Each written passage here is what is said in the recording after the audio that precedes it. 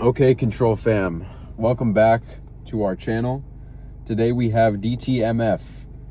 That's the acronym by Bad Bunny. It's actually DeBÍ TiRAR Mas FOToS.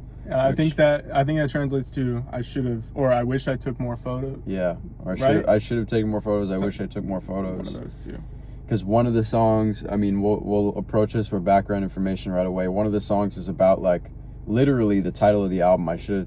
While you were around, I should have taken more photos with us. Yeah. Something like that. Is there a title track? Yeah, there is. But it's the acronym. Yeah. Kind of like a uppercase, lowercase combination. I don't know if that's like a language barrier thing or if that's just a stylistic choice. And I kind of know the backstory behind the cover too, because these chairs are like really just with any like sort of I know that like Latin culture is really based in family, like maybe more so than like almost any other like American. Yeah. So, and this is kind of like the signature chair. For real. This is a lawn chair. Signature lawn chair. I don't know, at any type of barbecue, cookout, whatever. Yeah, and that's kind of common. Always good food. For real. Anyway, yeah, I mean, background to this album, for me, I mean, obviously I watched the Super Bowl halftime show that was earlier this year. I thought it was pretty good, but I can't speak to it heavily because I haven't listened to that much of Bad Bunny's music. So we're starting here. Well, I mean, I can speak to what I thought of it. I thought that the actual performance was cool, and I liked the fact that he made so many like cool references to just a lot of Latin culture. Like, I think it was just good. Like, yeah, he just really focused it around the culture aspect of it. So a lot of references that like maybe I don't understand, and then obviously I didn't really understand much of the music because it's just not in English. I don't speak Spanish, but I thought the actual performance itself was pretty cool. Like, I will say that I don't really like, in general, the halftime shows that are so TV oriented, because imagine paying so much. I mean, it was like a whole people in like these plant costumes surrounding the whole thing. It kind of reminded me of like the Weeknd one. You remember that? Where it's just a super close-up shot of him the whole time. I don't really like that because you're kind of like gypping the people who actually go. But at the same time, it's the Super Bowl halftimes turn more into like a choreographed like show type of thing, more than like a music performance. It's like a full message, all of this stuff, and I like the message. What did he say? He said something about like unity at the end, like, and he showed like so that was cool. Cool halftime show. Yeah, I think the halftime show used to be more like a concert for everybody to see, and now it's like it's a little bit more cinematic, and they care more about like the people watching on TV, because if you're watching, you know, at the stadium, you really can't see anything unless you're watching with the Jumbotron. Yeah, it's kind of the problem. So, but I still thought it was pretty cool. I didn't like it as much as Kendrick Lamar's, but that's just because I didn't really love Kendrick's that much. I'm just a Kendrick Lamar fan, so that's why I liked it more. But yeah, my roommate is Hispanic, and he recommended this album. So we'll see if and a lot of people in the comments. The real reason is basically people in the comments, because this has been heavily suggested. This is a real big, just basically big and popular album. It's kind of gone global, really popular. Bad Bunny was already popular, but this one definitely a big one. He did say, my roommate, he said that Puerto Ricans, which is what Bad Bunny is, they like kind of have a sing-songy accent in Spanish, which is I would think it's more comparable to like American English is like maybe Mexican Spanish, and then like British English is Puerto Rican Spanish. So it kind of sounds like it's just more just different basically. Yeah, well, it's different. It's like, you know, more sing-songy or whatever. I don't even know how you would describe like a British accent to somebody who doesn't speak English. I understand it a little bit, but what you're saying. Yeah. So what else? He was in Happy Gilmore too as I didn't even know that. His caddy, Adam Sandler's caddy, Happy's caddy. He did really good in that too. He won album of the year at the Grammys. Just like in general album of the year. Album of the year. Wow. See, yeah. I mean, we'll see if it's deserved or not. That's already reason enough to check it out, I guess. If this album gets a 10, then it's deserved. Well, even if it gets a 9, it's for that year. What came out last year? Playboy Cardi, bro. No, that's not album of the year though. Like, I can very easily see Navy Blues album came out. As much as I like that album, I think that like it shouldn't be like critically acclaimed. Like, I like it, it sounds cool, but it's still kind of like caveman music. I don't really get that, because if you like something, you should be of the belief that it should be critically acclaimed. But I think the Grammys is more of like it's more so about the... Turn my ringer off. Cultural impact, and it really... Grammys is supposed to praise like the art of it. Yeah. I feel like... But there is some in it. I don't really picture his album winning. I definitely don't picture it winning. Yeah, I don't know. That would be... I still love it. I still think it's good. But it's just one of those, like, guilty pleasure things. I think we talked about this when we did Yeah. We talked about the Grammys. I can't remember what... I think it was the Olivia Dean Art of Loving video. Probably. But it was like, I think that if the Grammys should have any criteria for album of the year, it should be like... it shouldn't be most streamed, but it should be the most popular within the genre, or like the amount of buzz or waves that it made among like fans, and how many like people that it got to be fans of the music off of that album. And Bad Bunny might fit that, but I don't know. I feel like people that like Playboi Carti's album, like us, were just Playboi Carti fans already. Like nobody was put on or really like became more of a Playboi Carti fan because of music. No, not really. A lot of Carti fans actually didn't like it. Yeah. But I think they're just trying to be different. Which is just crazy. Because it's kind of, I mean, it's like everything that you would have hoped it would be. Like, it lived up to, like, everything that I thought was going to happen on it. So, I mean. Yeah. And then some, because there's, like, 30 tracks, 35 with the deluxe. So, honestly, it was a pretty, like, perfect rollout. Aside from it being way too long. Yeah, it was.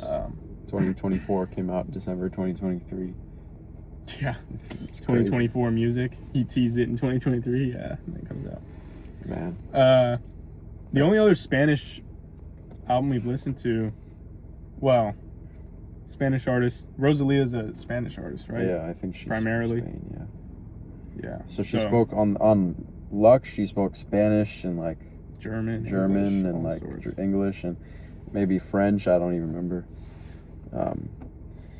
But this should be all in Spanish, then maybe a little bit of English sprinkled in. Yeah, I'm thinking that one was really cinematic. Sound like a soundtrack.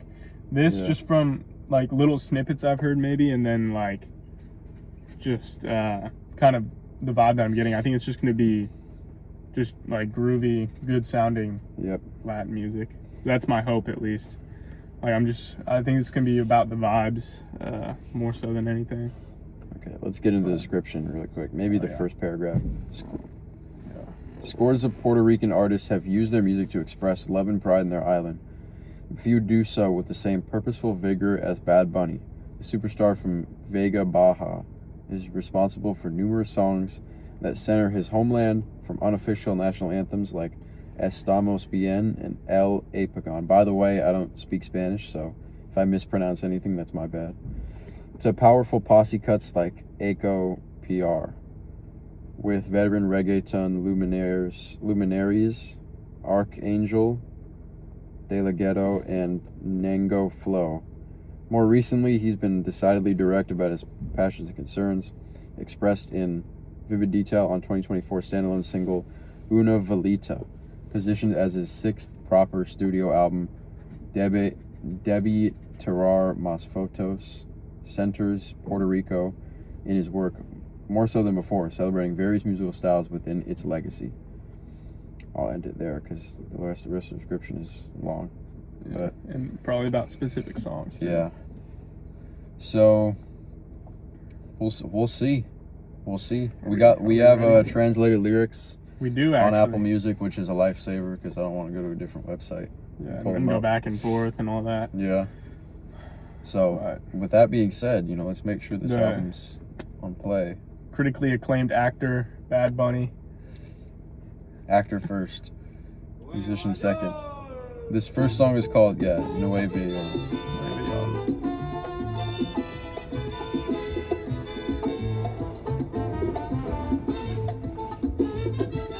It's a little quiet. I don't know if I should turn it up or... I don't know. I think his voice would be loud. Yeah, man. Too used to that Earl and Michael.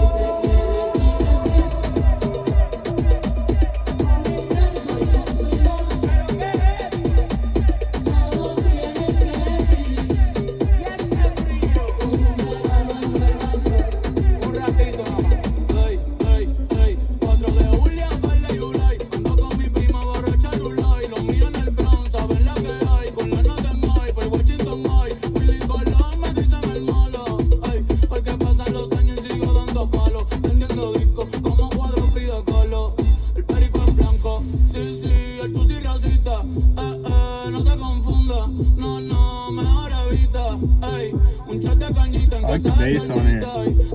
Sounds like EDM.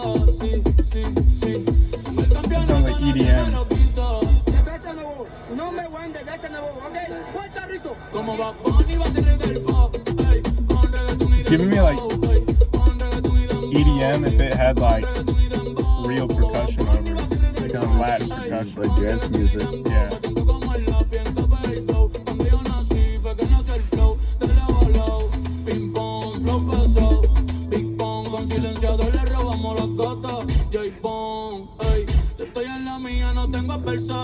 No, con los yankees los meo en soto, a correr que otra vez lo sacamos al estadio. I like this chorus.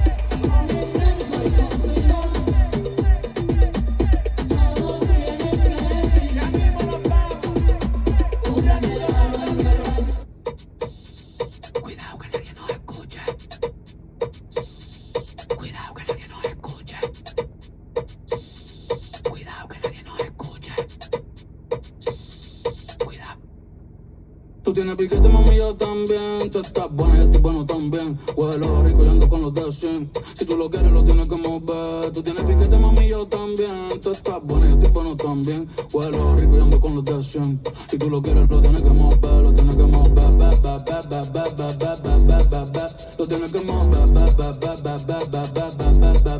Lo tienes que mover. The pitch changing. Okay. Cool intro. That was a like cool song, yeah. So many different like aspects. Felt really like organic. Like I had no idea what was gonna happen next. Yeah. So that works to the benefit of it because that's like my least favorite thing. Well, especially when a song's multiple, like if it's like four minutes or longer, and I know exactly how it's gonna go. It's like, come on now. Yeah. That's the worst type of song. But yeah, this was pretty random, unpredictable. That was cool. I'm not like a fan of his bars because the English translations were... But yeah, that's the kind of what I'm thinking of. Well, honestly, I almost consider that to be a plus because if he was saying it in English, I would just... He would be like a lot of other artists, and I would just be thinking his bars are weak, but it's in Spanish, so I'm like, I could definitely see myself listening to it and just not caring what he says. Exactly. I mean, well, the translations also aren't like, they're definitely not perfect, and in Spanish, it definitely, like, everything he's saying makes more sense. Yeah. Like, if someone heard an English song and they never spoke English, they'd probably, and they saw a translation, they'd be like, what am I reading? Like, this makes no sense. That's true, So I'm giving it that grace a little bit. Yeah. I think his voice is pretty good. It's better than I thought it would be. Because during the halftime show, I didn't, like, actually love it that much.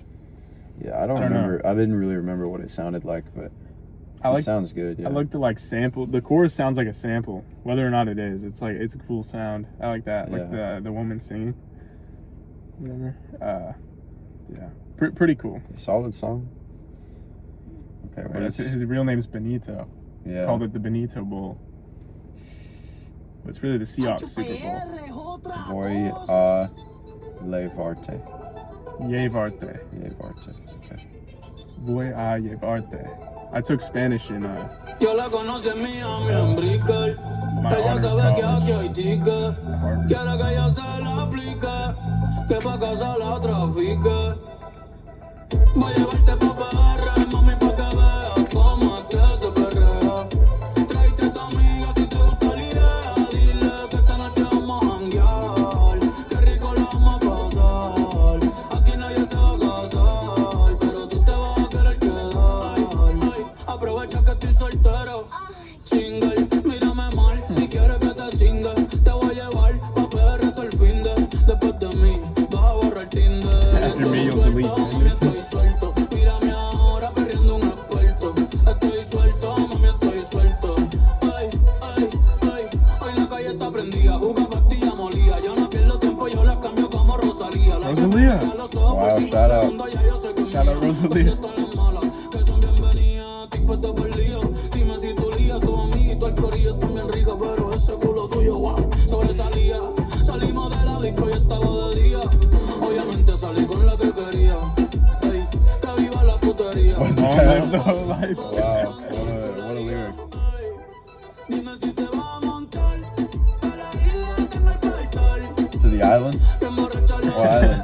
Why the fuck would you go to that island, bro? Not Puerto Rico. You should go to Puerto Rico. Why would you go to that island? Tírate fotita ahora porque rico te voy a peinar. This guy. Little freak. Bad Bunny does look good though. He's a good looking guy. Yeah. For real.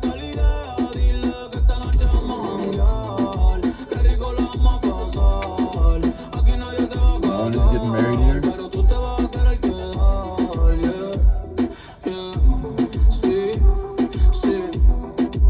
Esto es PR, mami. Aquí nací yo y el reggaetón pa' que sepa. Ay, ay, voy cazando y muero perreando. Voy cazando y muero perreando. Voy cazando y muero perreando. Que bailen todas las gatas, no fuimos al garete. Estaba escuchando el que más le mete. Dale mami, suéltate el grillete. Ponte cuatro que te voy a dar fuerte. Ponte cuatro que te voy a dar fuerte. This guy. This translation. 1,000 writers? Am I seeing that Yeah. right? Yeah, Hold on, let's go see. back, go Yeah, back, let's see. Scroll to the bottom. All that to say he's gonna put you on all fours. This many This writers guy, for that. I wouldn't even want to count that, Get on bro. all fours, I'm going to give it to you hard. On this many writers to write that. It does flow well though. Like that's what I'll say. Like the translation, the lyrics kind of come out seeming a little like stiff and like odd and super surface level at times. But I don't know if they are in Spanish. Like I really don't know. That's why I'm just coming through it open mind. But like everything's flowing together well. That's what I'll say. Yeah. Like his flow is solid. Nothing sounds like choppy or odd. Really, it's all working. Yeah. Yeah, I feel like if it sounded weird, this might be a stretch, but we might be able to pick up on it just based off of like his voice and his flow. Like flow is really universal among languages in songs. Like you can tell if somebody's flowing or they're on beat or they're in like a good pocket, even if they're speaking in Spanish, right? And he's doing a good job of that. So Yeah. the lyrics are like freaky, Yeah.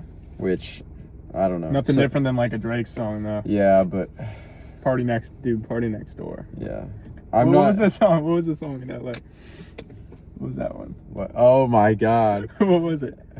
What did He he was say? playing in his car. It was like, I just came on.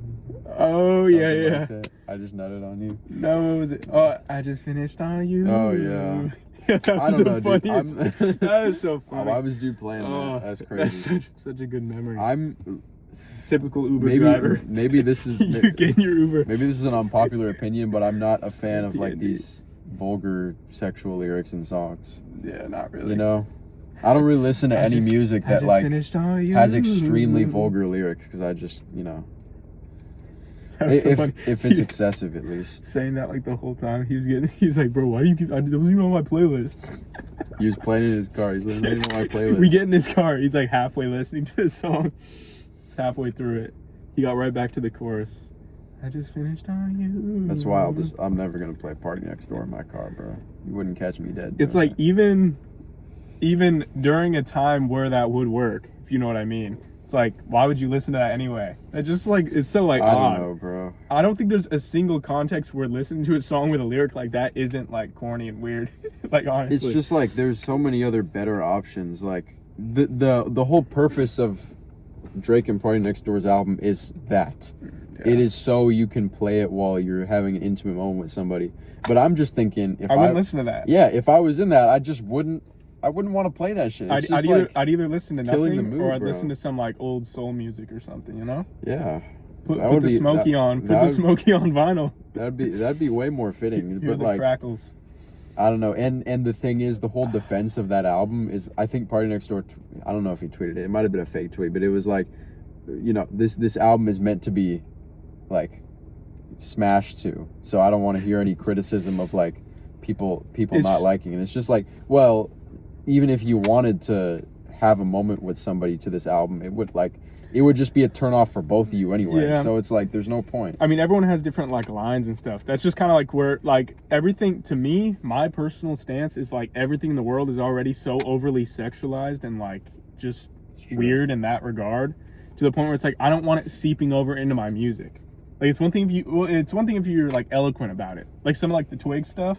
Yeah. Like there's some sexual stuff on the Twig stuff, but it's like stuff that makes you think. It makes you think about how we think about like sexual encounters and like romance in society, I guess. But like the Party Next Door, it's like, dude, his album cover was just like back shots. Yeah, his album cover was just a naked woman. Ludicrous, bro. Imagine getting that on vinyl. Fucking display that in your... That's just unbelievable. I don't know. If you like it, you like it, but I'm not gonna play it. Ever. Well, that's where I'm at with it too. But you know what? They can be sprinkled in, but like, if this song was in English, I probably wouldn't want to play it again. But it's in Spanish, so I can't even understand it. So it's like, maybe I wouldn't play it around people I know that do speak Spanish, because then they'll get the wrong idea. Yeah, that's true. They'll think I'm trying to get them on all fours and give it to them hard, bro. What a way to put it. What a way to put it in a song. You couldn't be any more direct than that. That's so crazy. Oh no, it's not. It's him speaking to her. It says he's saying, "Get on all fours. I'm going to give it to you hard." So belittling. So crazy, bro. Not really. But not really. To each Bad Bunny's getting to it. What I'm gonna be running off of most of this album is just how good do the songs sound, purely like the production and his like vocal cadence and stuff. Because I mean, you got to think about it like this: we're reading the lyrics, but if we're going to listen to it after this first listen, it won't be with lyrics, so they don't matter nearly as much, even though we're reading the lyrics. And that's something that a lot of people had trouble coming to terms with when we did our Rosalia Lux reaction. It was like, you guys don't have lyrics up. Well, the thing is, it's not even a big deal if we have lyrics up, because if I listen to it again, I'm not even going to understand anything. That's not in English, so it's like... The argument's fair in both contexts, but it makes more sense here. Like, 2 tracks in, I can very clearly tell that this isn't a lyrically focused album. Yeah. So I think from now on, I'm gonna be like looking at it, but I really want to get into the vibe of the music, and I'm gonna think of his voice more so as an instrument, and I think that's really how he's using it anyway. So... Yeah. Okay, we'll go to the next one. Oh, that's the start of the last one. Because remember, we went back. Oh yeah, you're right. To look at all the writers. Okay. Baye Inolvidable. He sounds weird. Crazy bass. I'm assuming this means dancing is unavoidable, right? Am I right? Because Baye is to dance. I'm pretty sure. And if I'm right. Shoot, I might be fluent. I kind of like how he sounds though.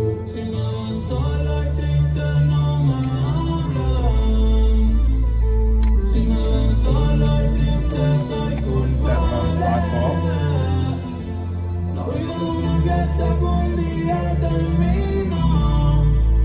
Unforgettable. Dang it. Unforgettable dance. Some brass.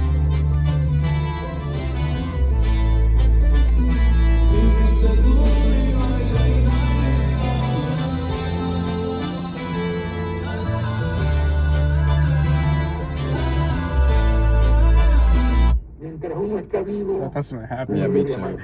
I was like Scary. looking down and I was vibing to the music. I was like, what did he do? I immediately looked at you.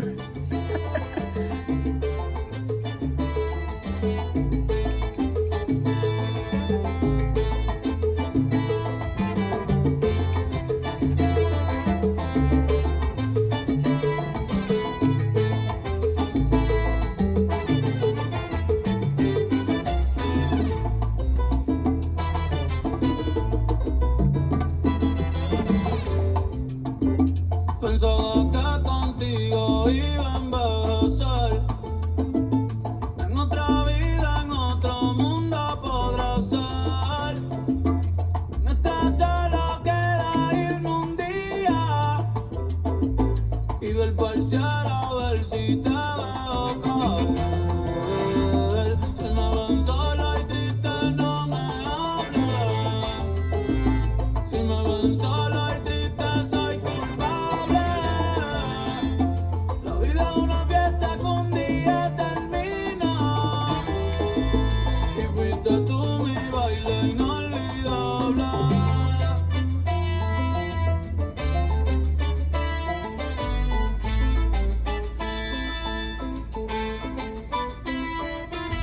No te puedo olvidar, no te puedo borrar. Tú me enseñaste a querer, me enseñaste a bailar.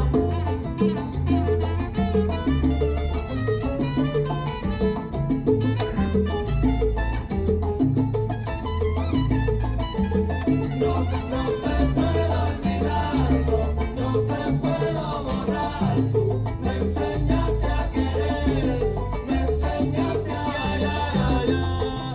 Ey, dime cómo le va para olvidarte. Hay un paso nuevo que quiero enseñarte. En la noche ya ni puedo dormir. Lo que hago es soñarte. No te puedo olvidar, no te puedo borrar. Tú me enseñaste a querer, me enseñaste a bailar. Como tú me besabas, como yo te lo hacía, como tú me mirabas, bellaquito me ponía. Se siente feo no tenerte cerquita. La nave me movía, pero no es tu boquita. See that lady? You What do a, that? what a bar. What? Just took me out of it for a bit. Thought the song was about heartbreak. I guess that is a bar about heartbreak, kind of. Gives good head, but she doesn't have a mouth like you. What does he mean? I wonder. Esto suena cabrón. Hazlo otra vez. Let's run it back. Como anoche, como anoche. It's like the end of like Ho by Aprieta, chamaquito. J-Pair Mafia. Wait, am I thinking of the right one? Which one? One of the OG? songs on Scaring the Hoes. Oh, orange. Nah, I don't know what you're There's a saying. piano, something. Jack Harlow combo meal. Is that what it sounds like? Yeah, a little bit. I don't know. Probably not, but I don't know what's going on in this song, to be honest. But that's what I like about it.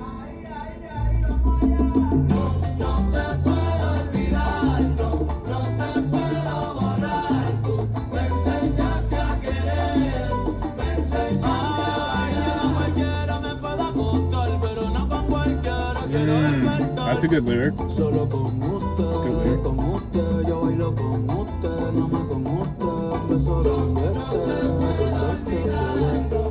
te puedo borrar, tú me enseñaste a querer, me enseñaste a bailar. Y yo tenía muchas novias, Right by you, man. Oh, brother. It's like Blair. You look like you have like a holy. Oh, never mind. It went away.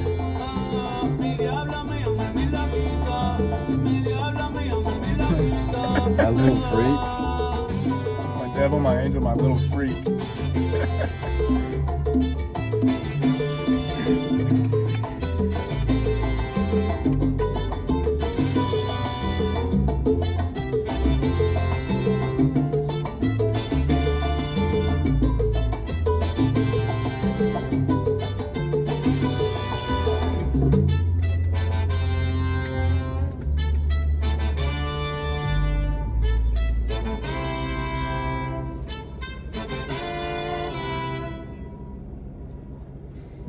This was a long song, wasn't it? Yeah. 6 minutes. I It didn't feel like 6 minutes. Yeah. That went by pretty. I think that was my favorite out of the 3 so far.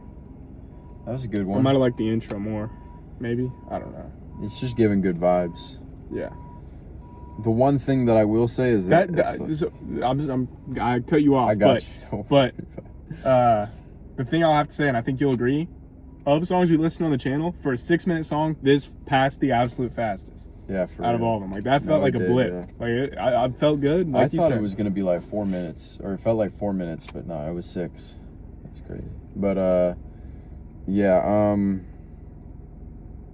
the one thing about this album is that it's from a different, like, genre, which I guess is, like, reggaeton that we haven't really listened to, not only on the channel, but really, like, at all. Yeah.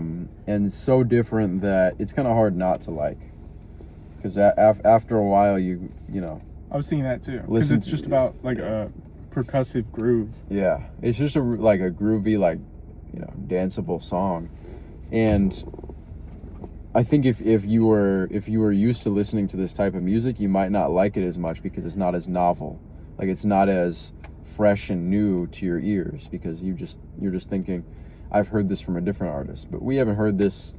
I mean, of course, you've heard the Latin influences in music, and you've heard Latin music itself in the background somewhere at a restaurant or wherever it may be, but I've never put on like reggaeton or Latin music on my own. So to hear it, it's like a fresh feeling. So yeah, I like it. That was a good song. Yeah.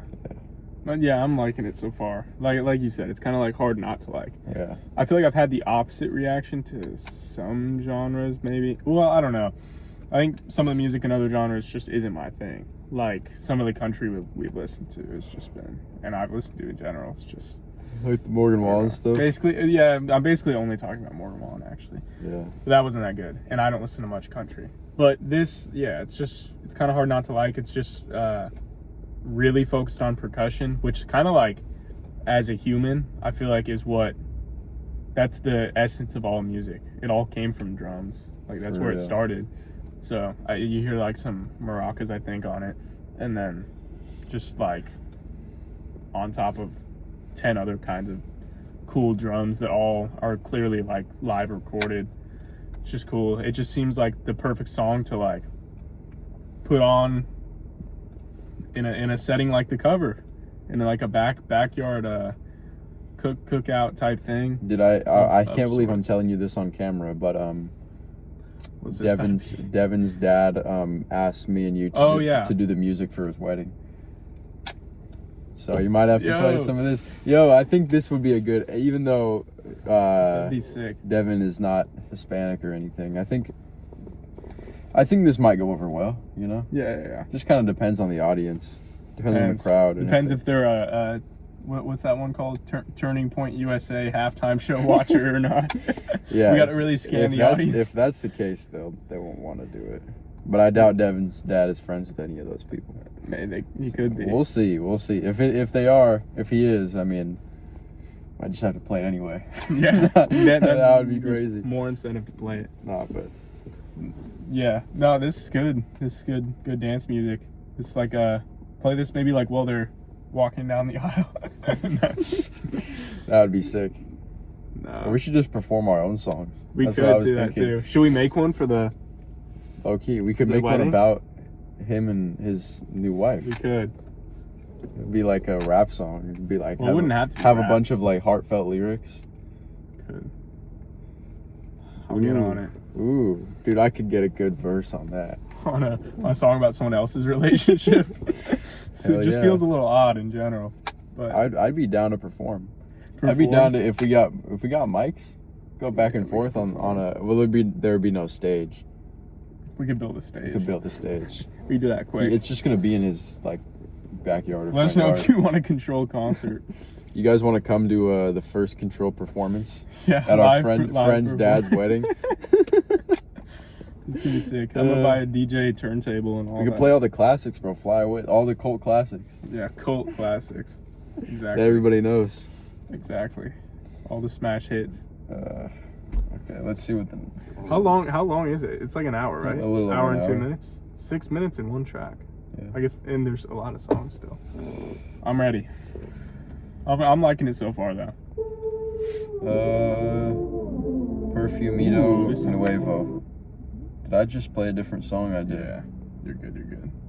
But this one has Just make sure it's not on. Right Now on it. Right now. Sounds like Right Now. But I know that's not what it is.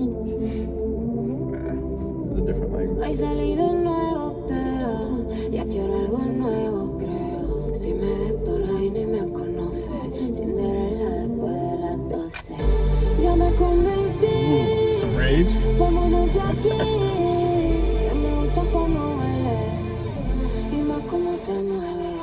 Dime cómo es tu perfumito nuevo. La otra vez no te la vi, papi, sé que te la debo. Dime cómo es tu perfumito nuevo. Hoy estoy pa' ti, ¿qué vas a hacer si me pego? Acabo de mirar el reloj y son las 1:16. Significa que ya no te voy a dar break. Sigue mirando así, sigue mirando así, sigue mirando. Que te lo pongo This aquí guy. Freaky. I'll give it to you right here. At the wedding, bro. Someone else's wedding. What if we fucking so fun? sentimental está en temporada de portarse mal. A veces es difícil meditar y solo quiere gritarlo, buscarme pa' chingar y yo se lo voy a dar. This guy. Lo que sea. Si yo voy pa' allá Romance isn't dead, bro. abajo, los oídos se le moren. I don't get it, bro. Tú creas, diablo, It's not English, though. I won't remember this next time I hear it. vomito nuevo, tú vuelves cabrón. El poquito te rompo el mano. That would be crazy if he'd be like the Hulk, bro. It'd be like the Hulk. That's crazy. I couldn't rip jeans if you gave me like 10 years to do it, bro. I love that we have My own hands. translations, actually. Tú eres una estrella, esa boca se va carambola. Fuego, desde que te vi me puse roja. Por los ojos me quitaste el traje. Te tengo bailando sin moda. Her lyrics aren't as crazy as his, bro. Tú y yo Just wait. somos iguales. Hoy le dimos y mañana le damos. Te gusta no como. En la montaña te voy a hacer la rusa. Ey, ¿qué cojones que tú tienes que me pones musa? Mami, tú te ves bien a mi lado. Si tú estás, yo no miro por el lado. I can read so fast, too. 5 So 6 me words. tienes dominado. Me imagino contigo peleado. Papi, tú te ves bien a mi lado. This one sounds good, though. I like the, like, synths and Cinco, stuff. seis, te tengo already over. dominado. Y todavía no hemos ni chingado. You haven't even fucked yet. It's crazy. Ooh. It's one of those, like, dark fantasy TikTok audios. You heard those? You know what I'm talking about? I'm not sure I know what you're talking about. I know. I sound like an idiot, huh? Sounds like it would be a TikTok audio right here. Cool track, though. Sounds Like, like it would be on the Astroneer soundtrack. You played Astroneer? dude, that game was so confusing. I never got into it. Me Because, and- like, me the UI is just horrible. Me and like, Owen used to grind Astroneer. goodness. I never, like, had any idea It's a what's good going game. on. It's like It's kind of my- like No Man's Sky type thing. It's like, and then what's that one game called? Like Starfield or whatever? The one Starfield by Bethesda. Yeah, I never played it. I played it for like an hour and I was just like, it's one of those games that you have to narrow the scope a little bit. It's like their whole marketing thing is like, it's an infinite world. Like there's this much to do. It's like, dude, I don't want that. It's Yeah. like, make the goal of the game more focused. It's Yeah. kind of my thing. It's like, it's just hard for me to like commit to it. Like, I don't know. Even other games with big maps, it's like, it seems much more focused. Maybe it's just in the way that they're like advertised and stuff. Like Minecraft, infinite world, but they're not going around Like there's talking no about detail. it. Yeah. They're not talking about it, and it's less like daunting because, you know, like the whole point, like, oh, you build your house, you do all this. Maybe it's because I played it more when I was a kid, but I don't know. The whole concept of like infinite open worlds in games is kind of dumb because the bigger you make it, the less detail you have in the game. That's why a game like No Man's Sky or Starfield, like they'll say it's huge. They'll say, you know, you can travel to different planets or whatever, like type of breadth they want the game to have. But It's like it's The not Crew filled 2. with anything. What's Like the crew? The crew too. It's like a full, yeah, it's a full layout of like roughly the U.S., but it leads to the most undetailed map ever. I did not know that about the crew. Like railings just going off in random places. Like That's it makes crazy. no sense. Yeah. Still a cool concept though. That one's actually a pretty cool concept. It's just not executed perfectly. When a developer can, like, for an open world game, they make the map like decently big, but then they put a lot of like hidden details and Easter eggs and like cool storylines into the map itself. Like that's when. To be fair, is easier said than done. But yeah, in Minecraft sense, the world generation's so simple that it works out. Facts. People get me so mad. We're talking about Minecraft right when the song wraps up. Why did we even get on? Oh, we're talking about. Oh, you said Astroneer. It sounds like you should be an Astroneer. These tangents are crazy. This is a cool song though. The synths were cool throughout the whole across the board, and it sounded good. The lyrics were overly freaky for me, but I feel like that's gonna be a common theme. I think it's just gonna be about maybe this is Puerto Rican culture. It's dancing and fucking. That must be what it is. I don't know. It's a lot of that might sound like might come off wrong, like I'm reducing it to that. But he's doing it himself. It's not really my fault. He's giving us he's the representation for Puerto Rican culture right now. I know it's not. I know it's not just that, but that's how it's coming off here. I don't know any Puerto Ricans in real life, or at least I probably do know a couple. I just don't know that they're Puerto Rican. I know one. Interview him. Let's interview him for this video. Bring him. Yeah. But I can make a quick call. This song was cool. So far, just getting a lot of like danceable songs. That's what this album seems like it's after. The last song was more like low key. It didn't have these synths. It didn't have the big bass. That's why, like, coming into the song, the first remark I made in my head is like, the bass is really loud. On the last one, it wasn't, because it was like you said, brass. But yeah, I like that variation, but still the songs are all similar in the way that they're like kind of dance songs. Yeah, they're all kind of like blending together. Yeah. But not really at the same time. Like, I couldn't tell you. I think the main thing is because usually when I cling onto a song, it's because of certain like lyrics and stuff. But he's not really changing up how he is changing up how he sounds. I think it's just not like sticking with me because it's not in English. Like there's certain parts like to differentiate the songs, but as a whole, it's sounding really good right now. And every song is different from each other. I can tell by the instrumentals. It's just not sticking because I don't have like really lyrics to grasp onto. And the ones I am grasping onto are just like funny sexual ones. Like overly sexual lyrics. Look at that dude. Radiate. That's all it says. Doesn't even fully say that even. The next one is Well Tita with Chewy. Okay.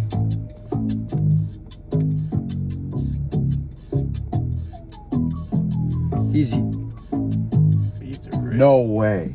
He's using not only the same instrument, but the same, what is it? It's like the same riff that Marvin Gaye uses in Right On What's Going On. Listen to this. You hear that thing in the background? I feel like I think I know what you're talking. And then I'm gonna play it. I'm gonna go on a limb and play it. I'll let it play for a few seconds. I got it. Here, we'll rewind it. It's faster in this song.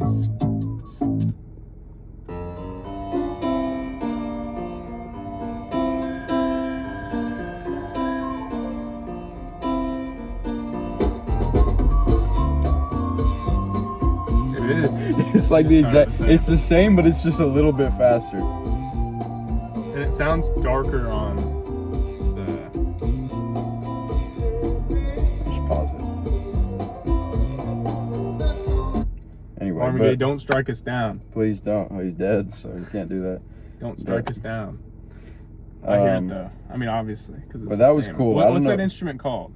I don't know. I know exactly what it looks like too. It's like this cylindrical thing. It has these ridges in it. It's wooden, and you use like something like a mini drumstick to scrape it along the edges. I don't know what it's called though. I forgot. Anyway, we'll go back to the song. Oh, it's way sped up. Yeah. It could be the same one, just pitched down and sped up. I was just gonna, like, this instrumental just sounds kind of odd to start with. Baby, te voy a dar una vuelta por la playita. Te voy a llenar de besitos en la carita. Un día conmigo es lo que tú necesitas. Sonriendo tú te ves más bonita. Oh, this is sweet. Baby, te voy a dar una vuelta por la Walk down Okay. the beach. All good so far. Okay. I'm just waiting.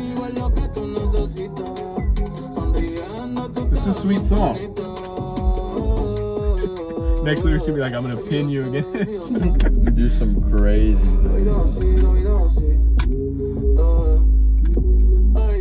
Pero ponte el traje de baño, mami, que te voy a buscar. Te dejo mojadita, el sol te va a secar, sí, te va a quemar. Pero mi canción What the hell? Why is he saying that? What do you mean it'll burn a little, bro? Touch you on repeat. Tranquila, mami, yo te cargo a la silla. Esos ojitos lindos, me encanta cómo brillan. Como una diosa puede ser tan sencilla. Ay. Y por un beso de la flaca yo daría lo que fuera. Tú me dices, si adentro o afuera, debajo del agua, nadie se entera. Baby, te voy a dar una vuelta por la playita. Te voy a llenar de besitos en la carita. Un día conmigo es lo que tú necesitas. Sonriendo tú te ves más bonita. Baby, te voy a dar una vuelta por la playita. Te voy a llenar de besitos en la carita. Contigo me siento distinto. Hay algo cuando nos miramos y en el pozo nos dimos la mano. Así está. Cuando no estoy en la buena, tú me llevas a hacer castillos de arena y los castillos se convierten en aldeas. Un pueblito donde no existen problemas y ahí soñamos con un futuro. Que estemos bien, no hace falta mucho. Por un segundo nos olvidamos de todo. Aquí solo somos tú y yo. Vamos a besarnos frente a la sola. Aunque sea de piquito, de piquito, de piquito, pim, pim. Vamos a besarnos frente a la sola. Hay muchos mosquitos en la costa, baby, voy a ponerle un screen. Vamos a besarnos frente a la There's a lot of mosquitoes. I'll put up my net. sola. Y eso brilla idea. como bling, bling. Vamos a besarnos Good idea. Vamos a quedarnos por Maya, después te llevo a Por eso es que París. me gusta ir contigo a la playita y llenarte de besitos en la carita. Y en mi juntita es lo que yo necesito. I like the song though. Sonriendo tú te ves She más flips it back on bonito. him. You look prettier when you smile. For real. That's a good one. Yeah. I don't know if I like it as much as the other ones, though. No, I don't think so, but I still like It's pretty it. solid, though, yeah. It has its own charm to it. It's instrumental. I'm not, like, the biggest fan of, though. It just kind of sounds... I don't even know. It just sounds weird. It just sounds odd. Yeah. I don't have a good reason for not liking it that much. It's just... Lyrics were cool. Weird, the way it is. Weird section in the middle where he's talking about it's gonna burn and stuff like that. I don't know what he meant by that. But Yeah, like, what do you mean, bro? other than that, really sweet romantic beach going song. Yeah. Like in the middle of the song, he's like, underwater, no one will know. It's gonna burn. It'll burn a little. Oh, why would it burn, bro? That's crazy. Anyway. Whatever. What else are you gonna do Yeah. on the beach? You know, not much to do on the beach. Yeah. Velda with Omar Courts and DeBÍ. Okay. Good track. Yeah. Good track.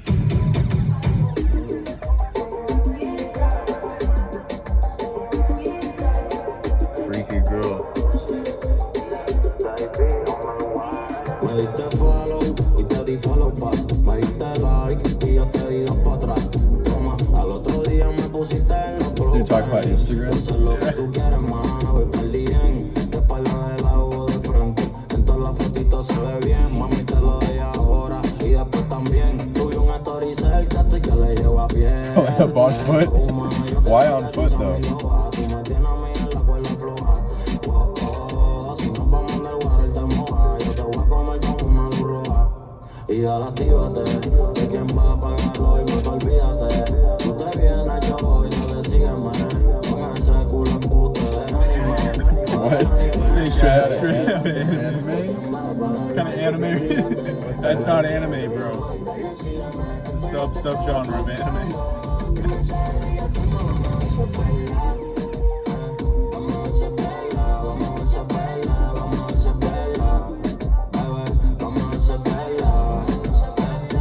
Baby, tú lo haces como si supieras. Hasta tú te pondrías bella casi conmigo te viera. You read that? I know.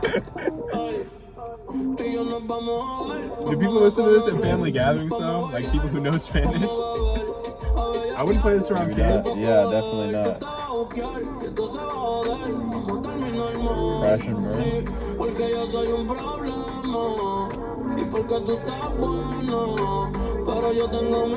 it's kind of like other songs you hear as a kid.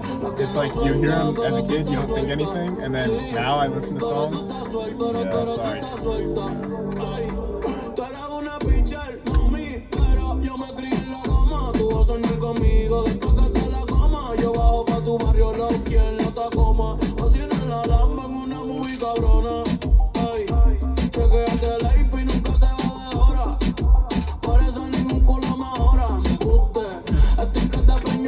What a I could get you pregnant right now. I can get you pregnant right now. This dude's so fertile. Dude, it's unreal. He's bragging about fertility. I could get you pregnant right now. Okay. Like a Yukon? What are these crazy bars? Yeah, I feel like it'd be better if we just stopped reading the lyrics. It's kind of adding it to it though, honestly. You're just a complete creep, bro. Stalking her Instagram.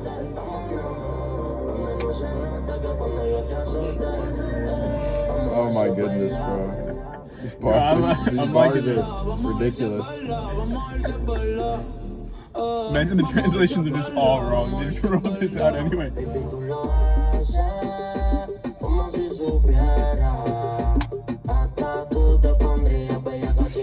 That's the craziest part.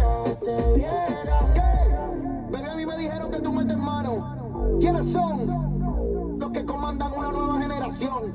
La Liga Multiplatino. Bad Bunny, DeBÍ, Omar Kors. Tú sabes, los ídolos tuyos. Seguramente te estás preguntando cómo lo hacen. Tienen que apretar. Cerrar los ojos y piensa más. Yo estoy bebiendo y también quemé. Ella quiere un mensaje que diga ven. Yo me paso mirando ese culito en internet. Hello, writers, bro. What a way to end it. I'm always staring at that ass online. It was okay. Yeah, I Cool mean, song. I was more so just focused on like the funny lyrics. I'm so glad that I won't be able to remember any lyrics. That's kind of what I was thinking. I was like, I gotta take it in right now for when I will be reading it. If this was in English, dude, I would just not like it at all. I'm not gonna lie. But it works. Cause like, yeah, some of the like cringy lyrics like this one would just be an instant turn Is off. Spanish the language of love, or is it French? I think it's French. Oh, well, Spanish is probably second though, huh? Yeah, probably. Yeah. So it works. If I had to guess. It works because they wouldn't. These wouldn't come off the tongue the same. Nah, bro, it's German. German's the language. That's the language of love.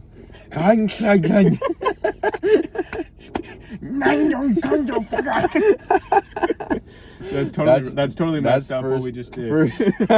You're part German though, right? Yeah. Okay, we're good. I'm part German. I am too. He is too. I mean, you they'll believe you more than me. No, but you are. My dad is like majority German, so that makes me at least we 1/4 didn't German. mean to offend any German viewers. Yeah. But you have to admit it was kind of funny.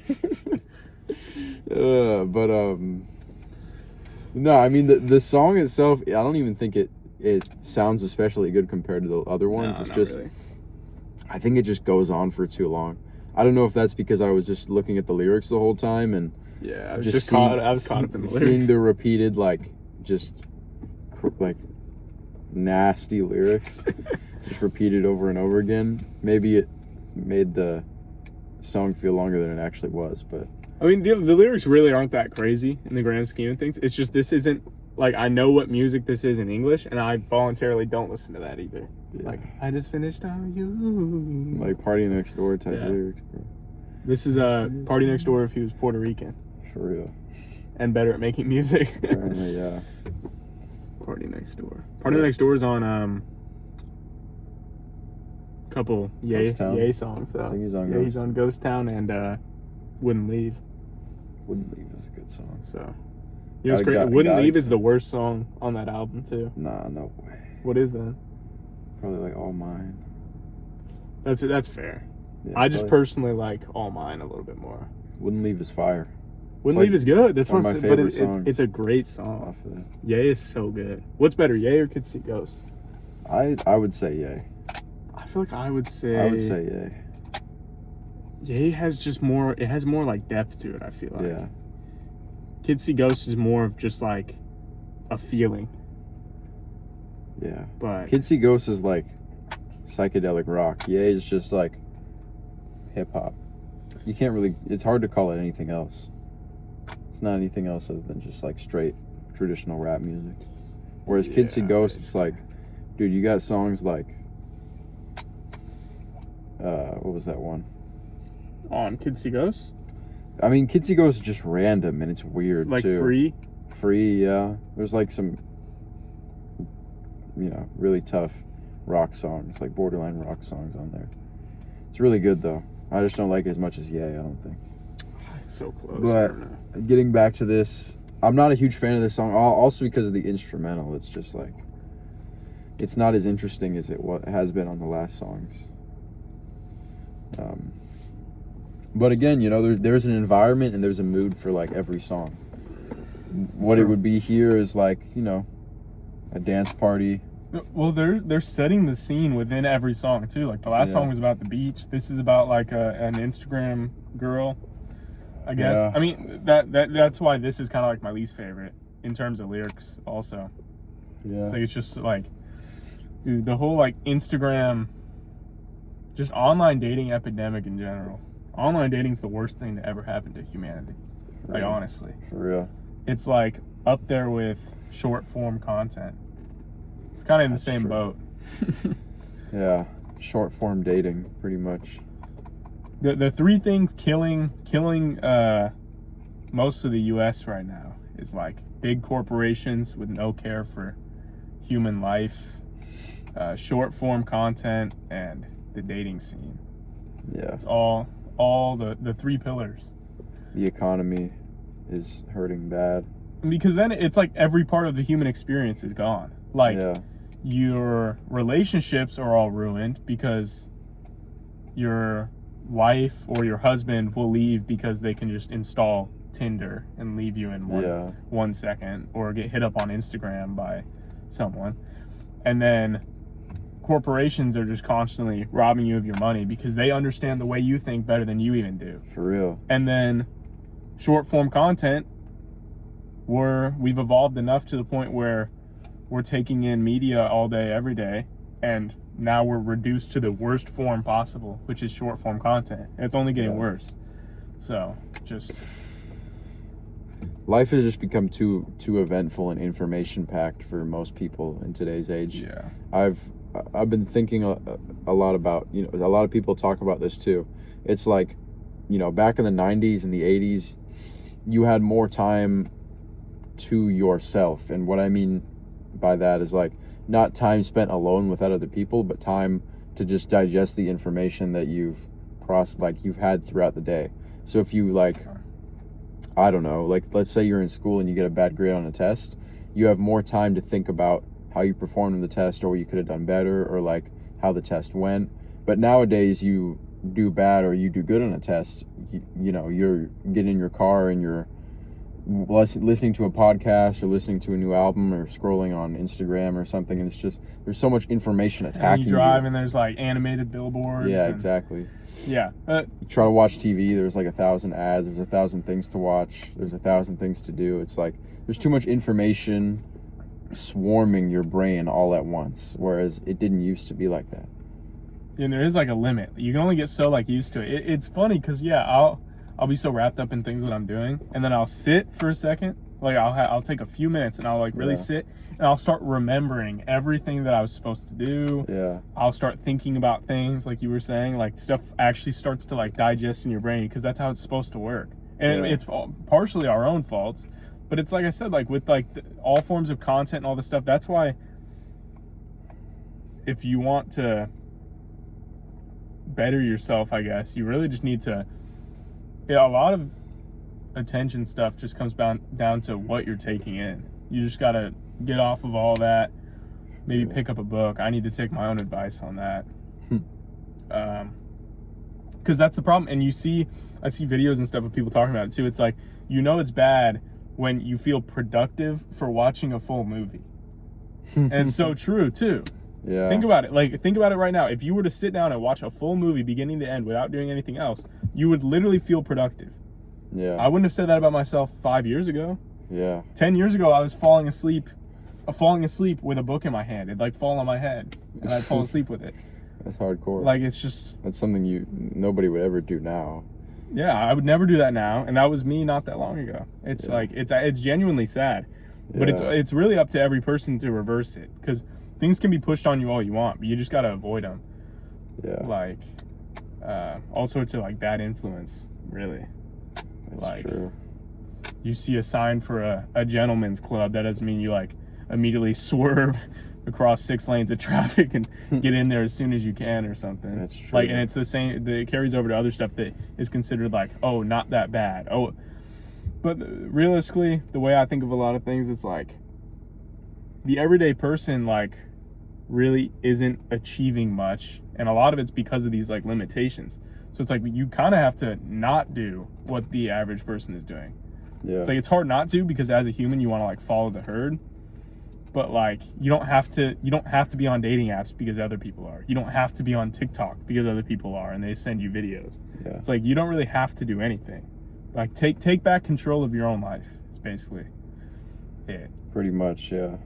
I think about all the time when like it was probably so much easier to like study for tests or stay focused on one task for an extended period of time in like the 90s when students' brains weren't polluted with social media and stuff. Because now it's like, I try to do homework or study for a test, and if I'm in a good flow and in a good mood, it's like I can sit down and do 45 minutes of work straight without like picking up my phone or without going through text messages or anything. But most days it's like you do 15 minutes 20 minutes of just like good pure work, but then you feel the need to pick up your phone or walk around or like listen to a song or something like that. It's about attention span. It's like, dude, just a few decades ago there was people who could just do that for hours and hours straight. Yeah, now you just have people like, they still lay in their bed, they scroll short form content, skip their classes because it's so much more rewarding to see new videos every 10 seconds on your phone. And then the finals come and then everyone's in the library popping a bunch of Adderall because they can't focus on anything. And then they go like do okay on their test and then go on to the next day. Yeah. That's kind of like how it works. But it's really like, that's not the way you should live. And you don't retain anything. Like we're all just, the brain is like a sponge, but you can't soak up anything if you aren't exposed to it long enough. Like the best way to think about it, if you're scrolling on TikTok, or really even right now, can you think of like one TikTok video that you watched in the past like few days? Like you literally probably can't, unless it like was something long enough and important enough that it actually stuck with you. But like it's just, the majority of it is all just like, I don't know. For real. And most people, I watch other people scroll on this stuff and I'm like, dude, you're not even like letting the video start. It's like your Wi-Fi is like frozen and it's the first frame of the video and you're still scrolling past it. It's like, crazy. Dude, it's horrible. And I'm not even good about it. I'm still bad about it. Same. But I'm just trying to be better. And that's all that it's about. It's about recognizing, like any problem. You recognize you have a problem, work on it, try and make it better. I feel like day by day I'm getting better and better about not like giving in to all this horrible short form content that's like rotting my brain. Hopefully. But like, got to start reading. I got to read all the Lord of the Rings books. Is that a good read? Yeah, Probably. I remember reading the Hobbit in middle school for the first time, and I was like, good. this book is, it's long, but it's unnecessarily long because the author is so detailed about everything. That's how like Tolkien writes. He's just like describing a river for like a whole page. Well, some crazy shit like that. Think about like the longer like books and movies and even TV shows. They're formatted in a way where, and they have themes that allow you to pick up on, like they change the way you think, and in a good way. They make you think about a certain thing long enough to change.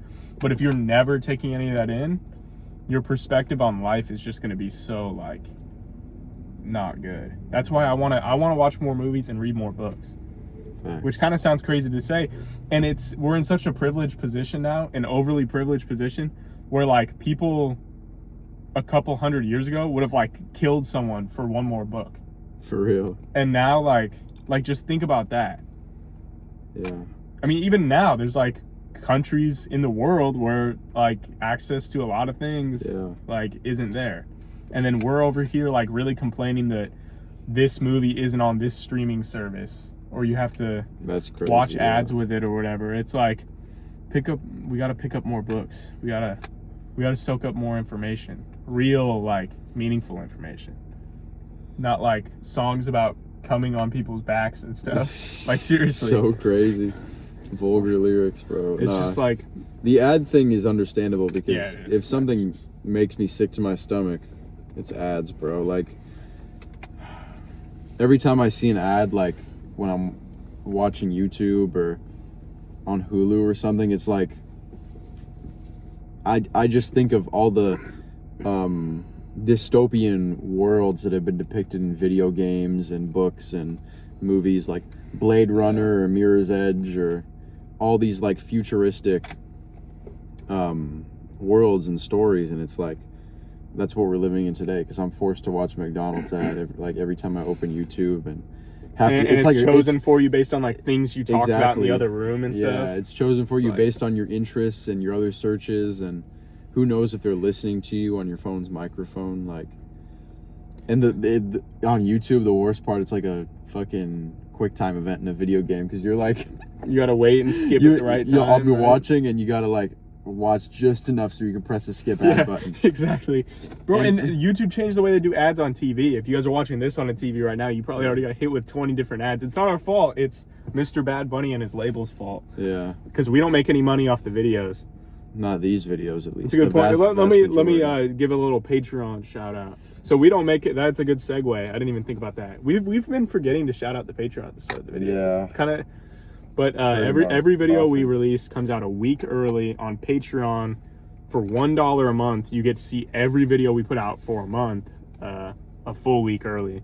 It's a way to support us and see the videos early. It's like a win-win, because like I said, we're only making money really on like a few videos on the whole like channel, 2 or 3 out of like 100. Yeah, so do that if you enjoy the videos. But yeah, I mean, it's crazy that we have to do that in the first but to be fair, we're basically like getting traction from this. So like, it makes some sense, and I respect Bad Bunny. I respect his art. The real problem is like YouTube and the labels, and like it's so hard to be like the average person nowadays. Yeah. Like everything's just, I don't know, that sounds kind of like corny to say now that I'm thinking about it. But like the unskippable ads. That's just, YouTube said they did that, and you notice they're longer on TV because they want to simulate a real like TV channel type of ad breaks. Yeah. But it's like, bro, come on. It's just ads. If you watch certain videos on YouTube, you'll get an ad. I've had times where I've watched ads, gotten to the video, like literally within 30 seconds, I've gotten another set of ads. Yeah. And I'm like, dude, is this an error? Bro. I've considered buying like premium for a while now, but I just don't want to. That's what they want you to do.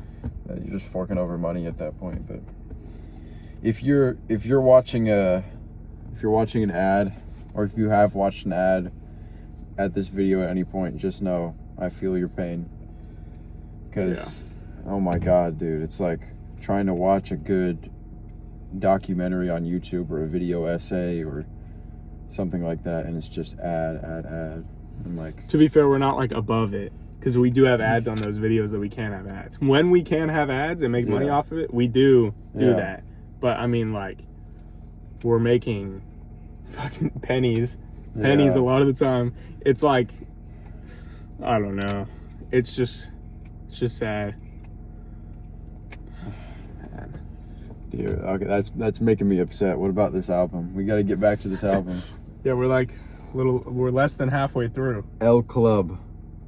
The Club. I wonder what this song's gonna be about. A cool little intermission to complain. We do that like every few videos. We complain about society in the middle of the video.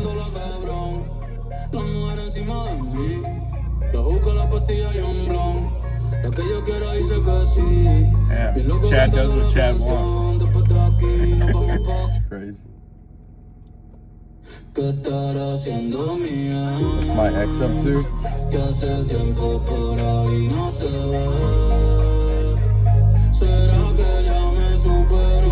He just wants to flex on it. The production of this song is kind of unique. Yeah, I'm liking this.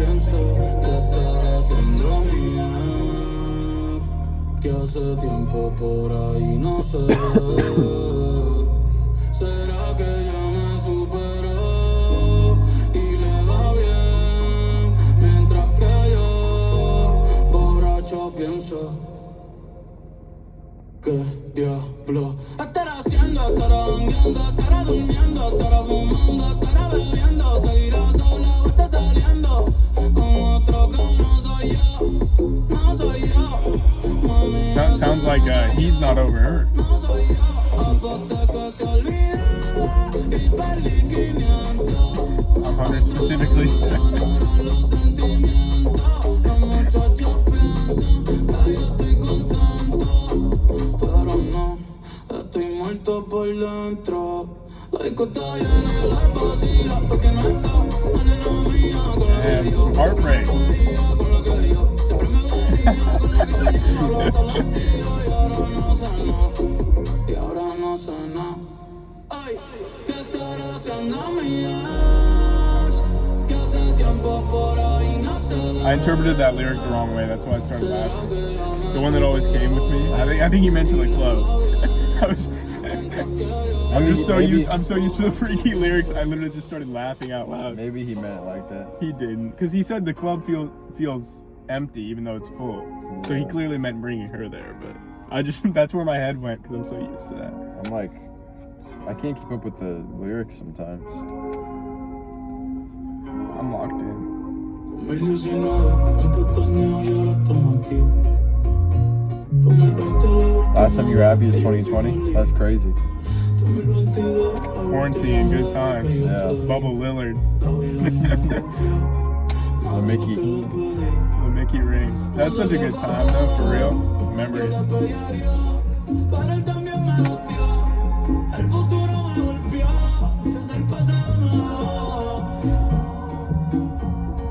Felicidad se alejó y me pregunto qué estaré haciendo. Si a mí estás pensando o si la luna está viendo con otra persona conectando.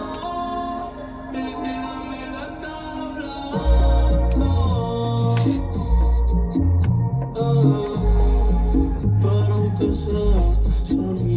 That's the first thing to do when you meet someone new. You start telling them about your ex. My ex is Bad Bunny. Imagine saying that. Yeah. Then they just leave. How would you even respond? You'd be like, alright, I guess I'm not talking to you anymore. Yeah. Man. Ex is a celebrity.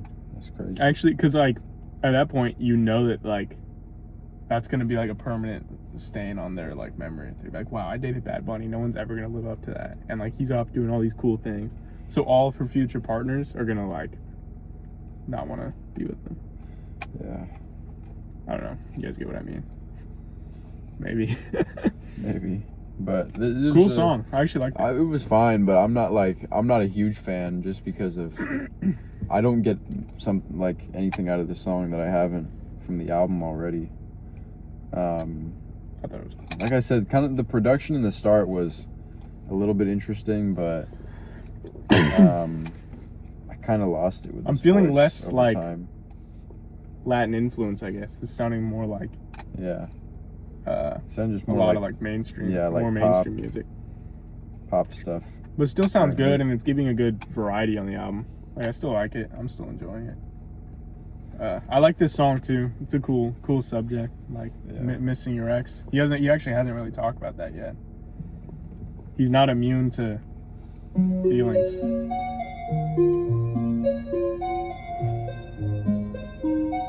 K2 Tech Gray. Yo ni sé nada, pa' que tú estés así conmigo. ¿Cómo fue que terminamos siendo enemigos? Baby, si asume, yo estaba dándote castigo. Siempre hacía fuego contigo. Tú no eras así. Cuando yo te conocí, siento que yo te cambié. Después que te lo metí. Ahora te sueltas y sales para la disco a perrear. Te olvidaste de mí, lo seguiste normal. Después que te lo hice bien, ahora quieres portarte mal. Ay, travesita sin panty, escuchando viejas de Plan B. Ay, Chari, ella Belly Randy, subiendo story, tocando como Cardi. Cardi B. A toy none says Andy.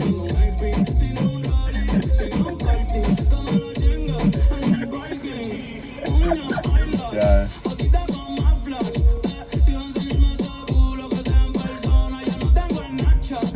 Okay, that's a start.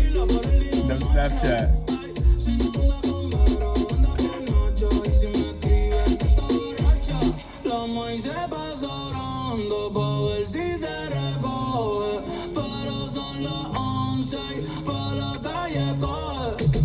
Muchos la piden, pero ella es la que coge. Si me ves haciendo lo mismo que tú, no te enojes. Porque ahora te suelta y sale para la disco a perrear. Te olvidaste de mí, lo seguiste normal. Después que te lo hice bien, ahora quieres portarte mal. Ahora te suelta.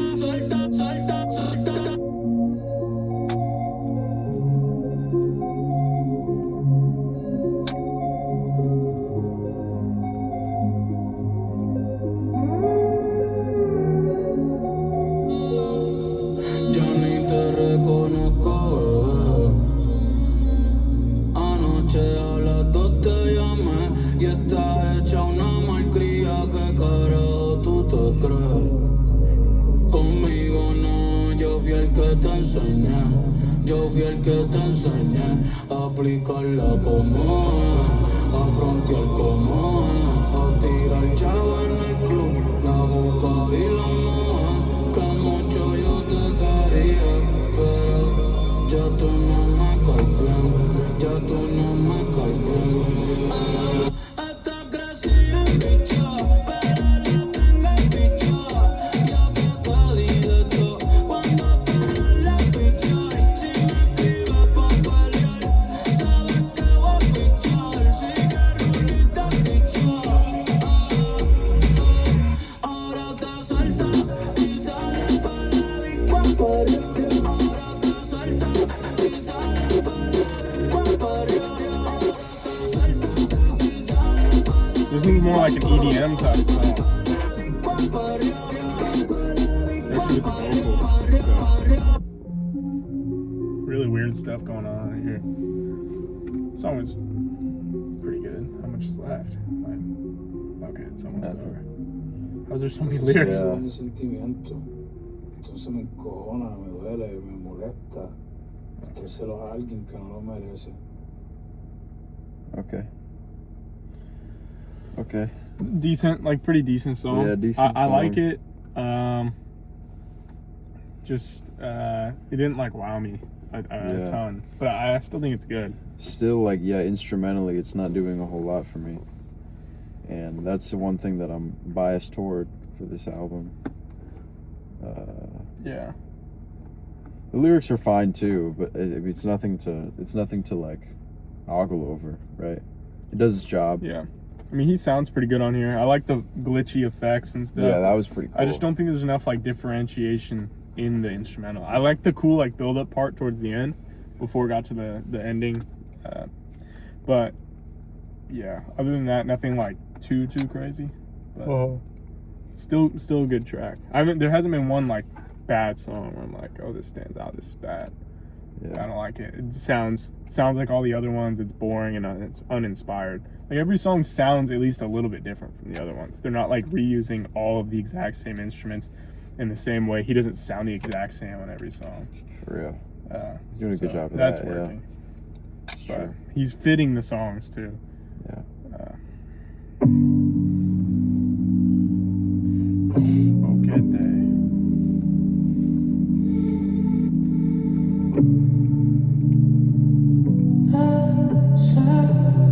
Daniel Caesar type. Sálvame frente al río, Did kind of sound like him. llenamos los corazones. La voz cayendo, preguntas sin contestaciones. Mis sentimientos cambian como estaciones. Y aunque en PR todo el tiempo es verano, estoy pasando frío escuchando estas canciones. Pensando en ti, pero no te emociones. Porque no te voy a escribir. ¿Cuál de los dos es quien más va a sufrir? No sé, pero ojalá que seas tú, pa' mí que va a ser tú. Ya ni quiero compartir. Tú eres linda, pero te gusta mentir.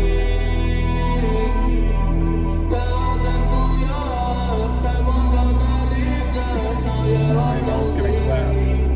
Ay, un día voy a ponerte vieja, a mirar para atrás y te vas a arrepentir. Lo que lo más real que has tenido en tu vida, lo dejaste ir.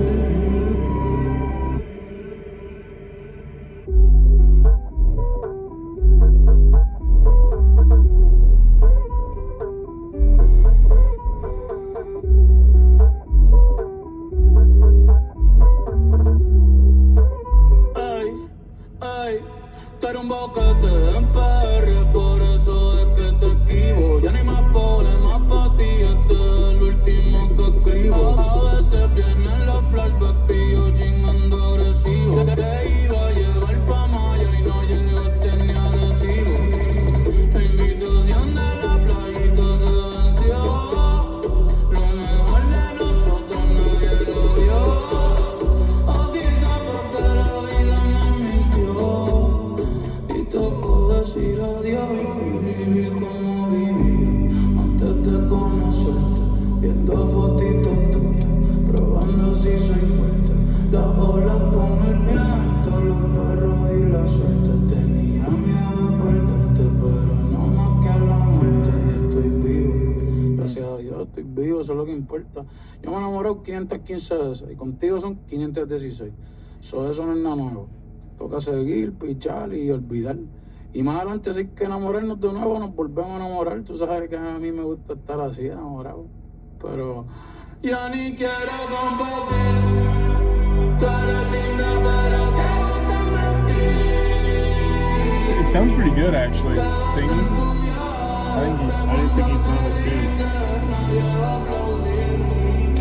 Ay, un día voy a ponerte vieja. Song has a lot of like atmosphere Yeah. to it. It's really different from the rest. I like it a lot. Lo dejaste ir. Ooh. Got a little snippet.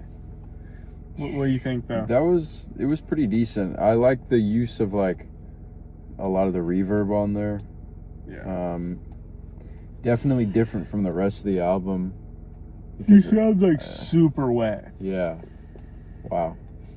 He does sound super wet, like out there, spacey production, spacey vocals, a lot of reverb. I like what he's saying too. The lyrics are really solid. Yeah, the lyrics were solid, yeah. But it still didn't, it's not hitting me like some of that first like 3 tracks, which it might just be because at the time they were newer and fresher, and now I've gotten used to the sound, but maybe. I really like that 3rd track still. The one with the, yeah. Valle Dance. Dance, I don't even know what the other Unforgettable Dance, yeah. That was probably my favorite one so far. That one was just kind of, it was solid, but it's not knocking my socks off or anything. I think this one and the past few are kind of good. They're differentiating from the rest of the album, considering there's so many songs on here, so I don't really mind it. I do hope he gets back into like the groove of the first bit of the album, but I really don't mind it because it sounded better than I thought it would. I didn't think he'd pull off a song like that well. I thought it was pretty solid. I think I'm like, we've heard the reverbed, spacey production and vocals before, and like the auto-tune, sing-songy thing many times, but we haven't heard, the Latin-inspired like dance songs. So I just want to hear what I haven't heard before. That's why. And that 3rd one I like it because of that. I do like when artists kind of blend between different styles. Like they kind of step out of their comfort zone a little bit, but they also have to know like a little bit what they're good at, kind of. Sort of. Like, I don't know, if you follow an artist as a person and you really like that artist, you'll listen to anything they put out. But in a general sense, if someone steps into another genre and they're like decent at it, it's like, okay, I respect you for doing this, but I'm going to listen to someone who's excelled in that genre before. Like R&B stuff, like if a rapper did an R&B song, be like, okay, cool, but I probably won't listen to it unless it's really good. Yeah. But I always respect the effort, and I thought that one sounded good. It sounded different than other songs like that I've heard too. Maybe it's because it was in Spanish, I don't know. This is Cloud Friends.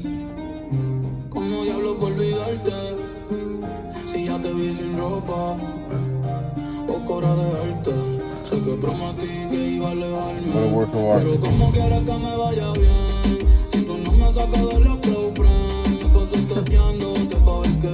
Slow Friends is just Close Friends.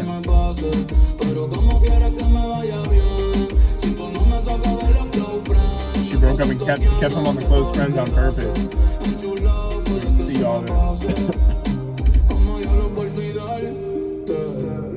Si cuando estoy solo y prendo, lo que hago es pensarte. Mami, me dejaste hipnotizado, colonizado. Trabaja como tú, todavía no he pisado. Hace tatito era bello, precioso, cute. Me dejaste enviciado, ey.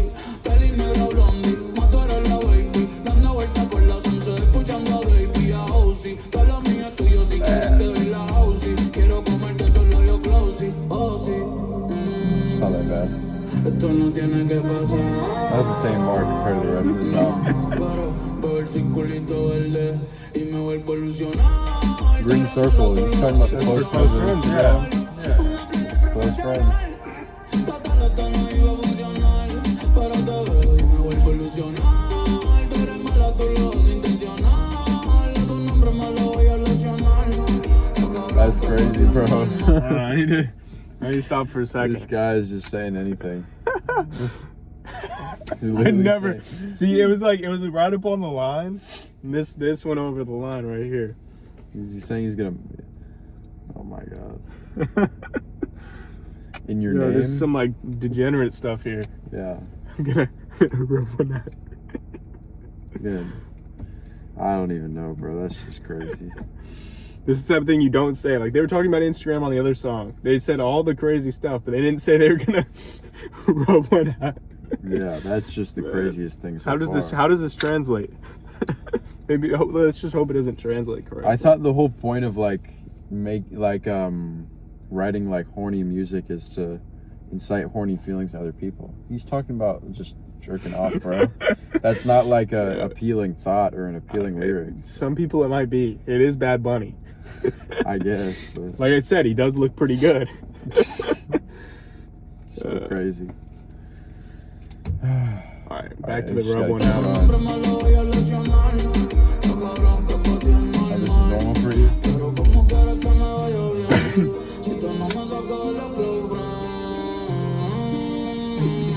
It's just tainted the whole song. And even if I re-listen, I wouldn't even know what he said. No, I'd probably remember. That was pretty bad. Remember that one lyric. My one takeaway from the album is that Bad Bunny. Yeah, never mind.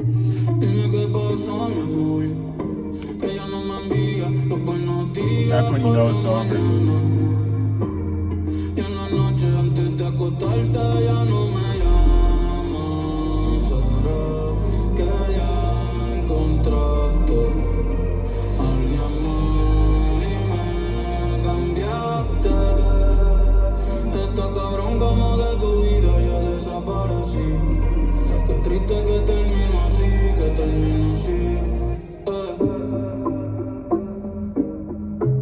Será que a otra hora le cuentas tu día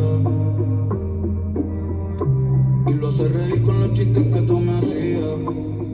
No tengo sticker nuevo, mami, porque ya tú no me lo envías. Te fuiste cuando más yo te quería, y ya nadie sabrá. I'm not hip enough for that one. I don't know about the sticker method. Esa parte de mí que yo sé que te iba a gustar y nadie sabrá. That part of me I know you would have loved. Que triste no conocerás. Esa parte de mí que ya nadie le suelo mostrar. Yeah, so sad. At least you rub one out. Yeah, at least you did that. I don't know what to say. I'm so caught up on that. I don't know. It's an okay song still, but I'm not feeling it. I'm just not feeling it. It's okay. Like it's kind of. Remember, it was the first like 5 songs ago. I was like, wow, okay, Bad Bunny can have his feelings hurt too. When it was the first song about an ex, and now he's done like 5 in a row. Yeah. It's he has getting done a a lot old. of them. Yeah.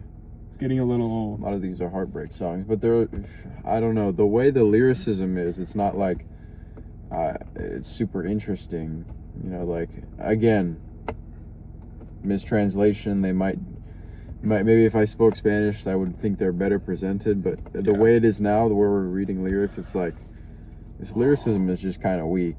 And you know, I get it's a heartbreak song, you're not supposed to go all out and be clever and witty with your wordplay and shit like that, but the lyricism as it is isn't like drawing me into the song or anything, you know? So I mean, what was I gonna say? I don't know. It's still not a bad song. Like, I still think it sounds pretty good. Well, it sounds okay. It's a decent song, but the production didn't really wow me. The lyrics wowed me, but not really in like a great way. Yeah. And I won't. If I were to re-listen, I wouldn't really know what he's saying. But yeah, decent song. Where are we at right now? 7 tracks left. Tourista. Tropical vibes here.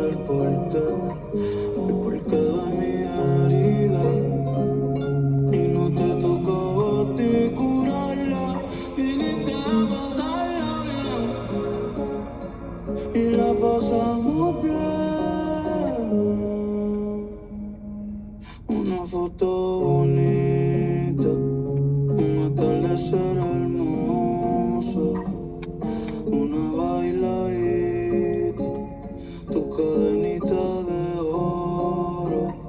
Estuvimos tan cerquita, mirándonos a los ojos. Dime si viste la pena.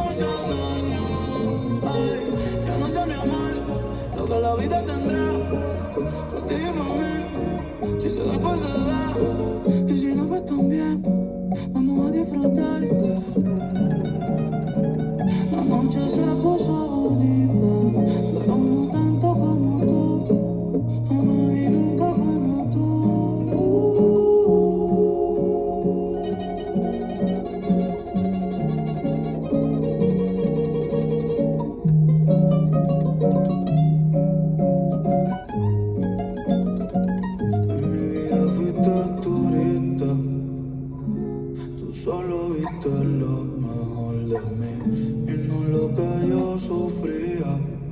Te fuiste sin saber el porqué de mi herida. Y no te tocaba a ti curarla, viniste a pasarla bien y la pasamos bien.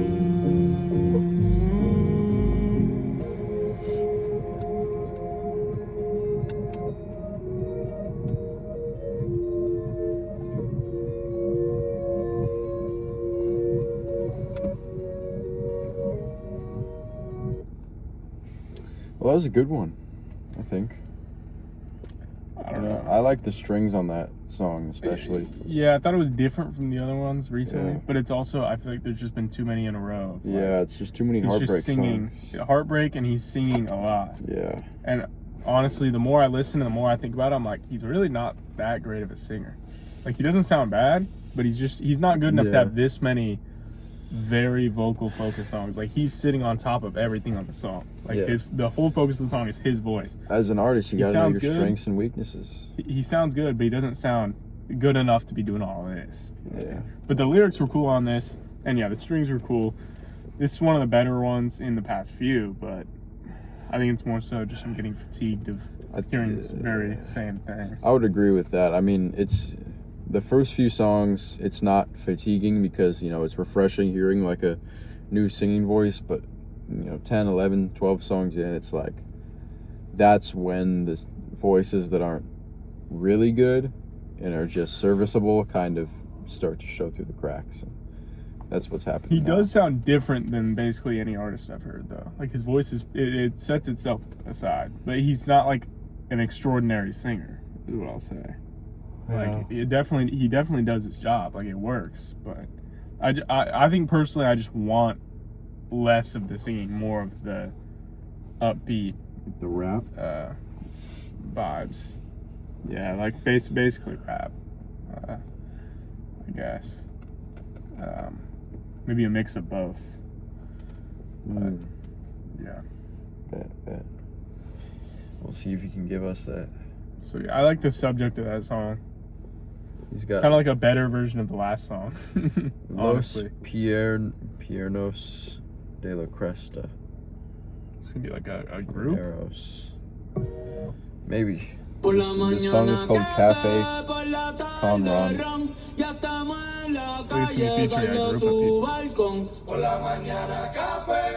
Right. I was right.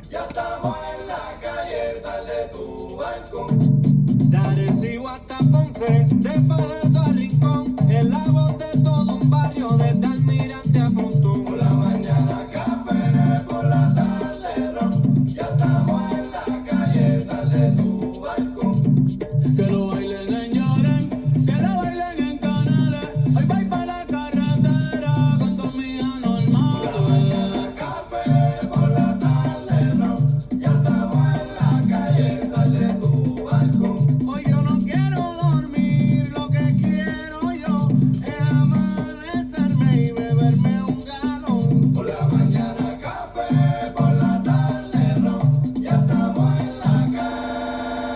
yo no sé ni cómo yo llegué a casa anoche.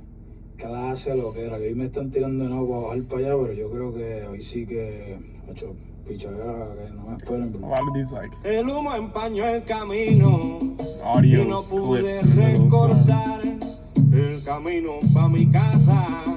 Hoy me vuelves a invitar. Yo me iba a quedar tranquilo, pero si quieres vacilar, sube tú pa' la montaña, porque hoy yo me quedo acá.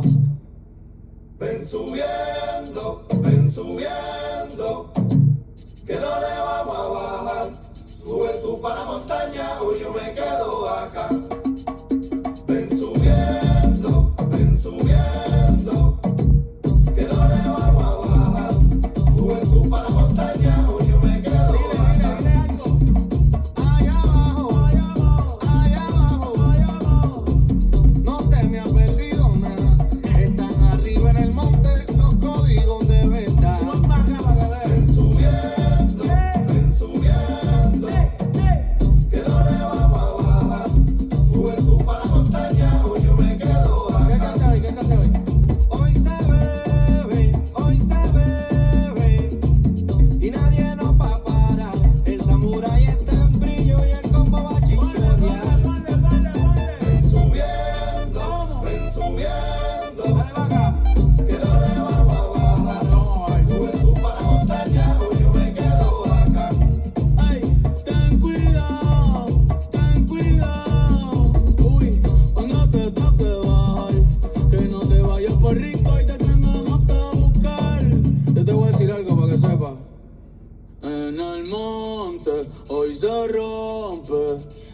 desde que sale el sol hasta que se esconde. En el monte hoy se rompe. Si ya no vamos botando humo, dale, ponle. En el monte hoy se rompe. Suban pa' acá pa' que sientan el torque. En el monte hoy se rompe. Me voy a dar otra en lo que los muchachos en el corte.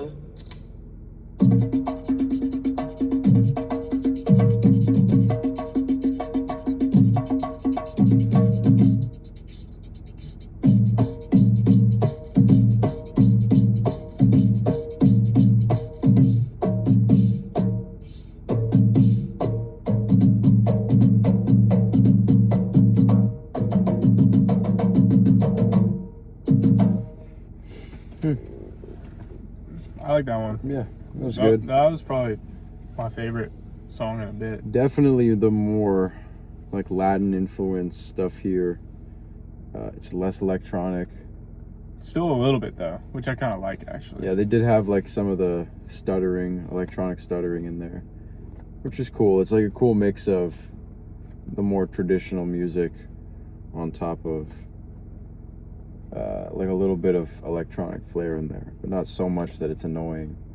Because a lot of these songs, it's like the excessive use of the reverb and instrumentals that kind of just don't hit and sound like they could be on, you know, the average American pop album. Versus this, it's like, this is a breath of fresh air, you know, on this album. I like this song a good bit, actually. I think the back and forth between him and this group that's featured on it. Sounds really good. The instrumental's cool. I like the percussion on it. I don't know. Everything about it's just pretty solid. The song, the lyrics, and just the vibe of the song like, go hand in hand and just make it like a cool, chill. Not go out and party. Just drinking coffee and rum. It sounds coffee like a in the morning, good day. rum in the afternoon. This is a good song, It's though. not even a full work day. You just go to work at 8, get off at noon, and go drink rum. Yeah. Is that the Puerto Rican work week? Might move. Might have to go to Puerto Rico. Sounds like you just go to the beach and talk to women and dance and drink coffee. Work for a The little life bit expectancies in like this is besides the Puerto Rico point, but in like European countries is so much higher. Well, their life expectancy and their like life quality is higher than it is here because people just like get burnt out because they work so much and they take. We'll work just so think about seriously. what we like put in our bodies here. Also, That's true too. It's like, dude, look where we're at right now. We're filming this video staring dead in the eyes of a Burger King. That's true. And then you turn around and there's a Taco Bell. Taco Bell over there, and then like you'll be ostracized, not ostracized per se, but like made fun of if you don't work 40 hours a week or something. Like people will tell you, you need to get a job or you need to work more. Well, the whole idea of like, oh, we need a 4-day work week. It's like you just make less money, and the whole argument is like, oh, well, Fridays are useless because no one gets work done on Fridays. And then everyone's like, but then it's like Thursdays. Yeah, you take away Friday and then no one does work on Thursday. It's like, I don't really think that that's the problem. I think that these companies just need to care about their employees more. Make work like a place that someone to a degree wants to go. Like a lot of these jobs, you go to college, you get a degree for it. You shouldn't do all that and then get it and just be like, well, I'm making enough money, so it's fine that half of my life sucks. It's like, I just know in non-American countries, which is a weird way to put it, I'll just say countries outside of the United States, their culture surrounding work is a lot less like overbearing and aggressive. Like here, there's a huge emphasis on like really packed work weeks and overtime pay and all this stuff. Like because we have a lot of stuff that you don't really need. Yeah, exactly. That's a good point too. Other places on Earth, like they just don't value the hustle and grind culture as much as we do, and so they enjoy their lives more, and it's great. Like the life expectancy in, I don't know, Hawaii for like I can't really speak to Hawaii because that's also in America, but I can imagine like the average Hawaii resident has like a job that they, you know, don't mind, but a lot of their day or their weekend is spent going out and surfing or just tanning or something, and it's like it makes sense then why you just enjoy it more. Yeah, it makes sense why their lives are so much better. It's like, well, I was just in Hawaii. My Uber driver, he's like, well, this is the life. Like we were talking to him about it. He's like, I get paid every day to drive around. Like, this isn't even a job. Like, look at the view, all this stuff. For real. It's like you just have to be in a place that is worth living. Is basically it. It's like, are you going to take that job in dystopia land because you're making an extra $10 an hour? Yeah. People just over prioritize money, and it's the problem with like American culture. It doesn't help that the economy's so bad that you have to think about money so much. Because it used to be you work a job 40 hours a week, one person in the household, and you have enough money to buy a brand new house, live in the suburbs, do whatever. Facts. But now it's like the culture shifted, and the culture shift only works for these big corporations and stuff. You get more entry-level employees that are going to work a combined 80 hours a week for you. Because like it used to be only men in the household work, women stayed at home, but now the culture shifted and men and women both work, and then they can almost afford a one-bedroom apartment. Yeah. It's like, dude. There used to be a much more set in stone gender roles where man works 40 hours a week, woman can stay at home and take care of the equally important house duties. Now, the woman cannot afford to do that. You got to go out and work. The man's got to go out and work too. It's a 2-income household, and you still don't have the buying power that a married couple did 40 years ago. Well, and you don't have the time to do the house duties, so everyone's house is like, your house is just like a mess. It's just a place that you just like happen to be every once in a while, and you sleep every night. And you can't even make food. You don't even have time to make food, so everyone goes to the closest drive-through. Like, you drive past, at any time of the day, you drive past certain drive-thrus, it's just packed out all the way across. No one eats at home anymore, including, like, myself, really. Like, it's just, I don't know. So, yeah, I'm part of the problem. But it's more so, like, an America problem. The culture of what I assume to be Puerto Rico is also permeating through the song, because if this made in American context, this song would sound like, oh man, we work so hard, work 40 hours a day, 5 days a week just to go out and enjoy ourselves and party on the weekend. This is like, there's no mention of the workforce strain on this song. It's just like, we're having a good time. We're going to go out in the morning, drink coffee. By the afternoon, we're drinking rum. We're going to go party. Oh, I'm too tired to party because I was partying yesterday. I'm going to take a break today from partying so I can relax. The problem with living in the U.S. is like, it's just the way it is like you get all these rich people shown in front of you, and it's like, that could be you if you keep working hard and doing this, if you keep putting this work in, this until you get to like the end of your life, and it's like, I worked all this just so I could like retire and like 5 years early, and then now from 60 to when I die at 70, I get to get mad at my grandkids for leaving the door open and stuff. It's like, I don't know. No one wants to have kids anymore either. Yeah. Like, because it's not feasible really. And that's a problem too. The median home buyer age in 2026 is something crazy. I saw a statistic somewhere, but it was like older than you think it would be. It was like, take the age that you think the median home buyer is in 2026 and add like 5-10 years on top of that, and that's what it is. Yeah, it's probably like 45, 50. But it's a shrinking middle class, bro. Middle class used to be able to afford to live comfortably in America and not have to, be worried about these financial burdens, like saving money on food and budgeting and not going on the vacations you like, not spending money on the things you want. Now, this middle class is shrinking. Now we just have lower class and then the billionaires up here. The billionaires just exert their will over the lower class, and the lower class is forced to, you think you're saving your life and you're living responsibly by going out and getting chicken from the store and cooking it versus going to a fast food place or a restaurant that you really like with your family. Like, no, you might be solving the short-term problem, but and they're not checked by the government, but it's because they've seeped their way into government, and now they're basically, I mean, they're more powerful than the government. Yeah, it's gotten that far out of hand because everything's just so global now. But I saw it's like this thing that I saw online. It said like they want you to have like a race war so you don't have a class war. That's what it says. It's kind of true. It's funny and kind of true, because like, and it's not just like race. They want you to have a war about just any sort of stupid small thing so that you don't like. And that's like, it's partially true, but like, I don't know. Everybody in power will try to convince you that something else is the reason for your discomfort and the reason why you don't like your life. Not, the people that own the massive majority of wealth. They're sitting up here and they're pointing to a billion different problems and saying that's your problem. That's why you're not happy. That's why you can't afford a house or afford to pay rent. It's the Democrats, it's the Republicans. Or that you only get to spend it's $30 white bucks people, on it's black food people, a week. it's there's too much. The problem is immigration. That's what it is. It's like whatever they can pin it on. Yeah.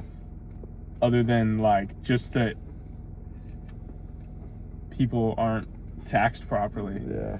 It's like, what a wild notion that they've somehow convinced at least a decent portion of the U.S. population that the reason they can't find a job or they can't like afford get a livable wage is because like another person, like an immigrant, is taking it. Not that they're actually actively committing tax fraud and like hoarding all the money. And it's like, okay, bro. Well, and jobs are going away because the same people who are complaining about not finding a job are using AI to edit like birthday cards, and then that same AI is the reason they don't have a job. It's like,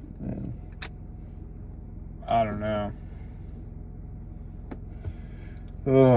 Everyone's so pro AI, especially like older people, because like it's new, it's cool, it's whatever. But like, just with a lot of things, like people are just lack being able to see into the future. Yeah.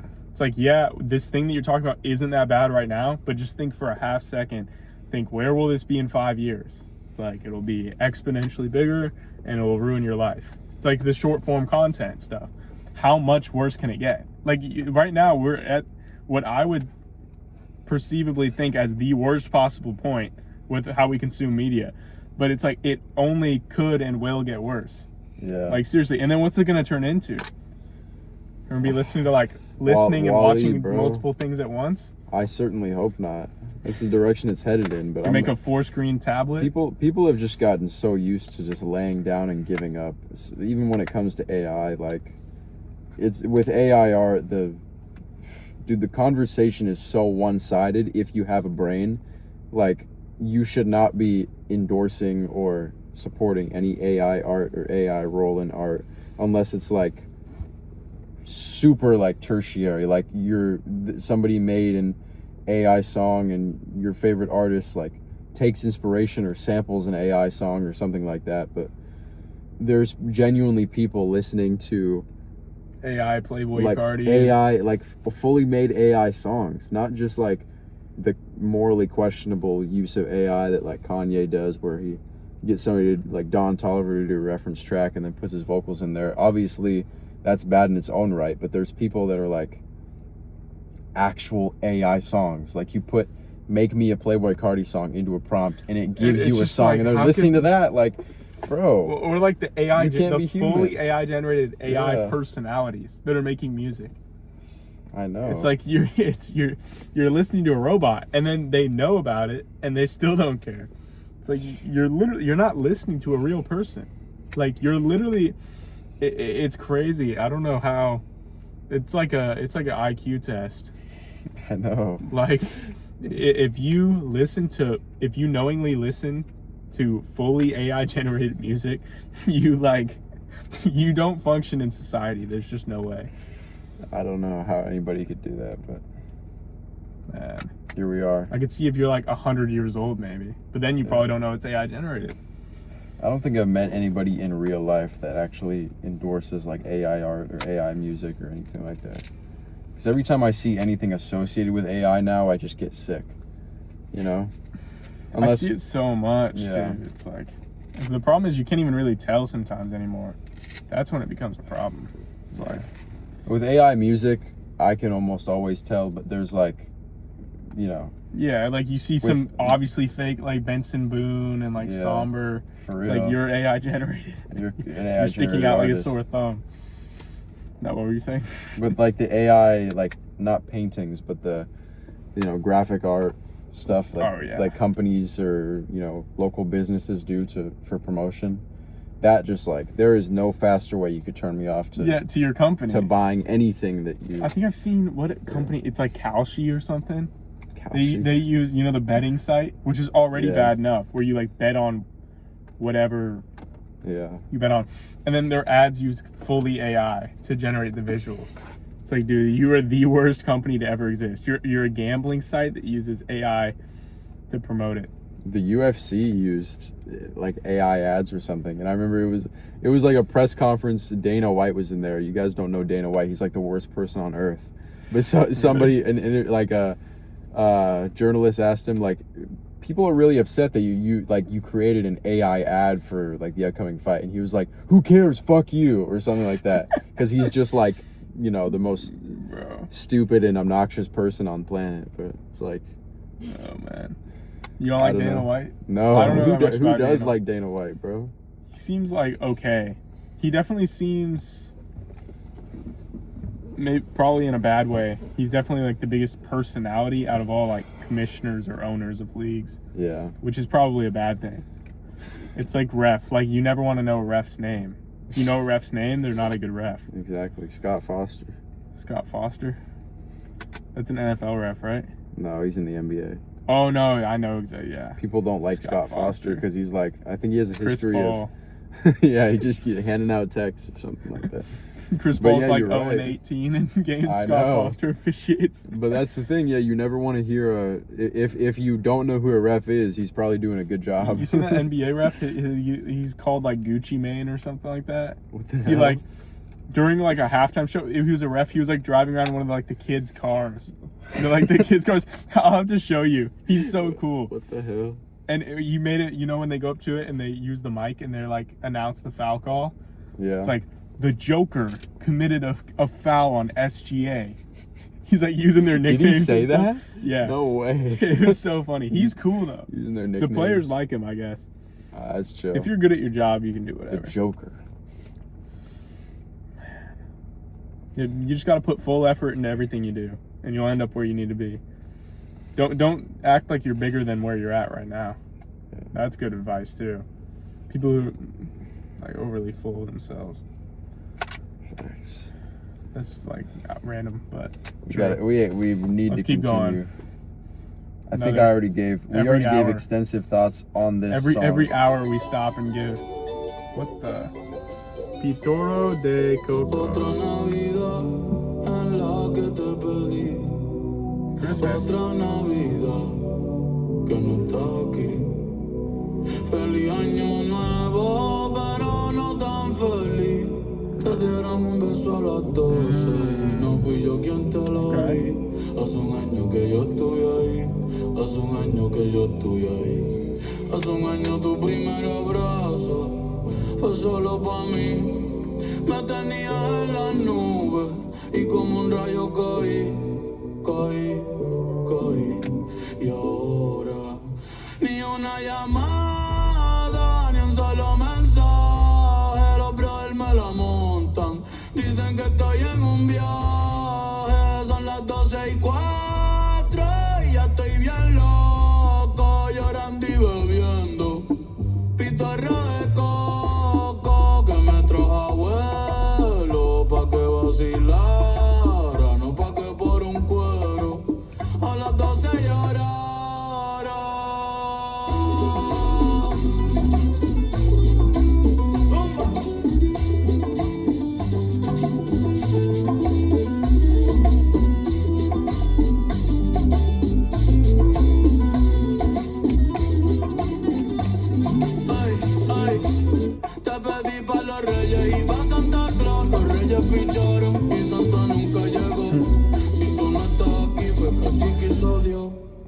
Siempre supe que era mala. No te creas que soy ciego.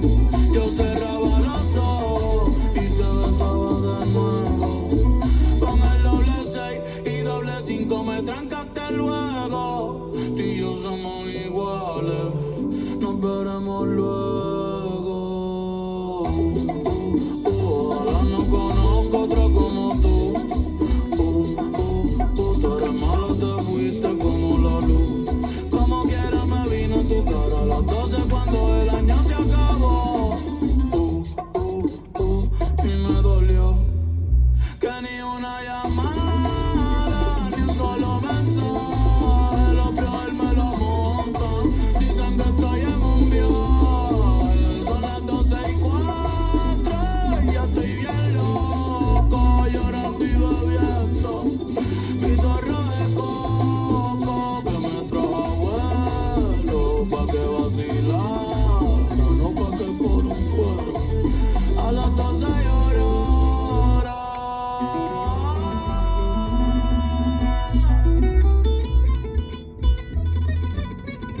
Ten cuidado, Eduardo, ten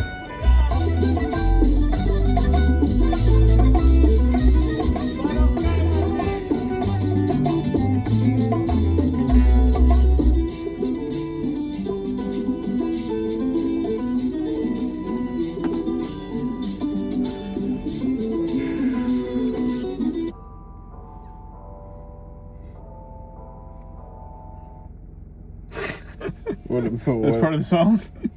I guess. Decent song. It's just Yeah. the whole just getting a little played out. Yeah. The whole singing over the X thing. Yeah. Like this still was a pretty good song. I'm just getting a little burnt out from it. Like if I come back to this, I feel like I like it more than I do right now. Like cool concept. I like how it's focused around New Year's.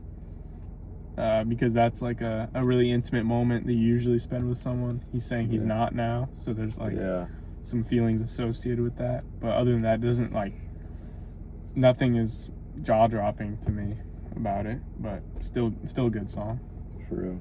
No, it's still decent. Yeah, I definitely don't mind it, but like you said, it's getting played out at this point. The singing and the heartbreaking over an ex.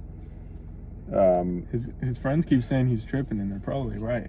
Yeah, I don't know if it's the heartbroken over an ex song topic that is dragging the song down, because many songs are like that, but still are good. I think it's just the lyrics and the way it's presented on the song. It's not like clever. That's what I was gonna say.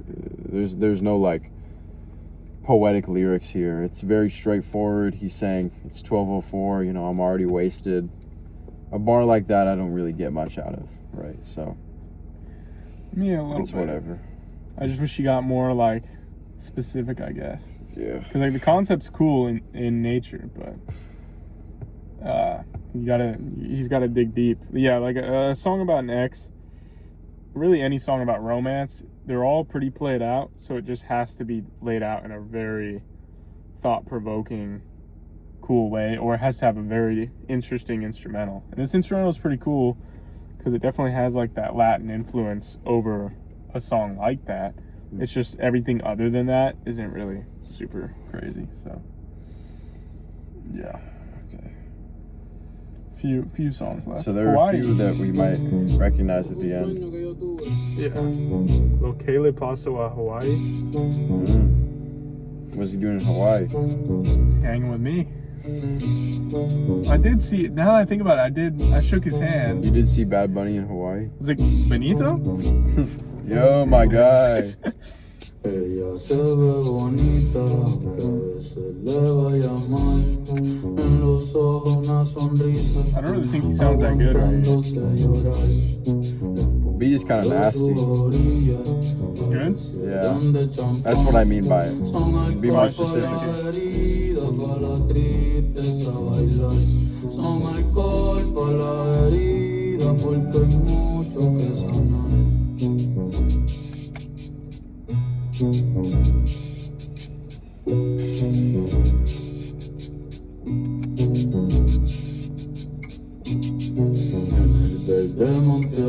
adentro no se puede respirar. Las nubes están más cerca, con Dios se puede hablar. Si hay el jíbaro llorando, otro más que se marchó. No quería irse por la onda, pero el corrupto lo echó. Y no se sabe hasta cuándo.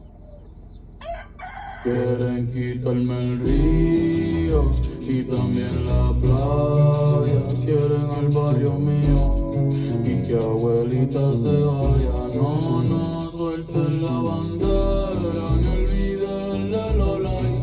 Que no quiero que hagan contigo lo que le pasó a vos. Okay, I get it.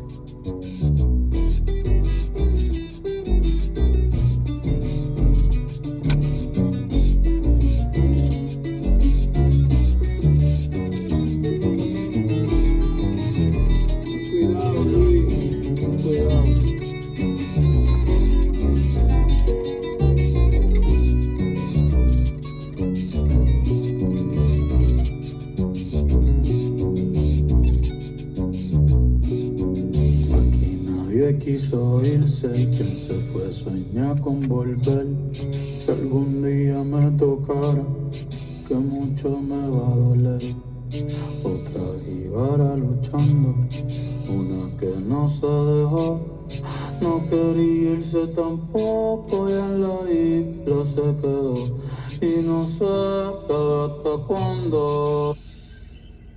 Quieren quitarme el río y también la playa. Quieren el barrio mío y que tus hijos se vayan. No, no suelten la bandera ni olviden los likes. Que no quiero que hagan contigo lo que le pasó a Hawaii. No, no suelten la bandera ni olviden los likes. Que no quiero que hagan contigo. These cutoffs are crazy.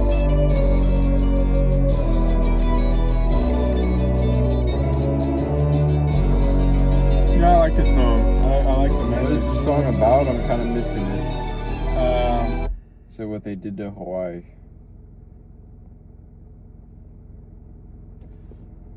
What the hell? Alright, my brain must not It's be muted. working. It's muted, bro. It's not muted though. It's on like full volume.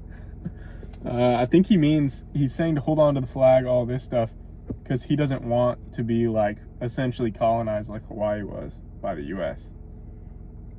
He doesn't want Puerto Rico to turn into that. Yeah. They want to take away the Because river. like when I was in Hawaii, just thought I'd put that in there. But no, I mean just in general, when you think about Hawaii, it's like it's kind of just land in the middle of the ocean that the U.S. took over. Yeah. To have like geopolitical advantages and I guess like they think of it as like a tourist destination. Man. Which it's fine to me to go there like I did. You just have to like have, I don't know. Some people just go and they don't like respect the culture and like Yeah. all that.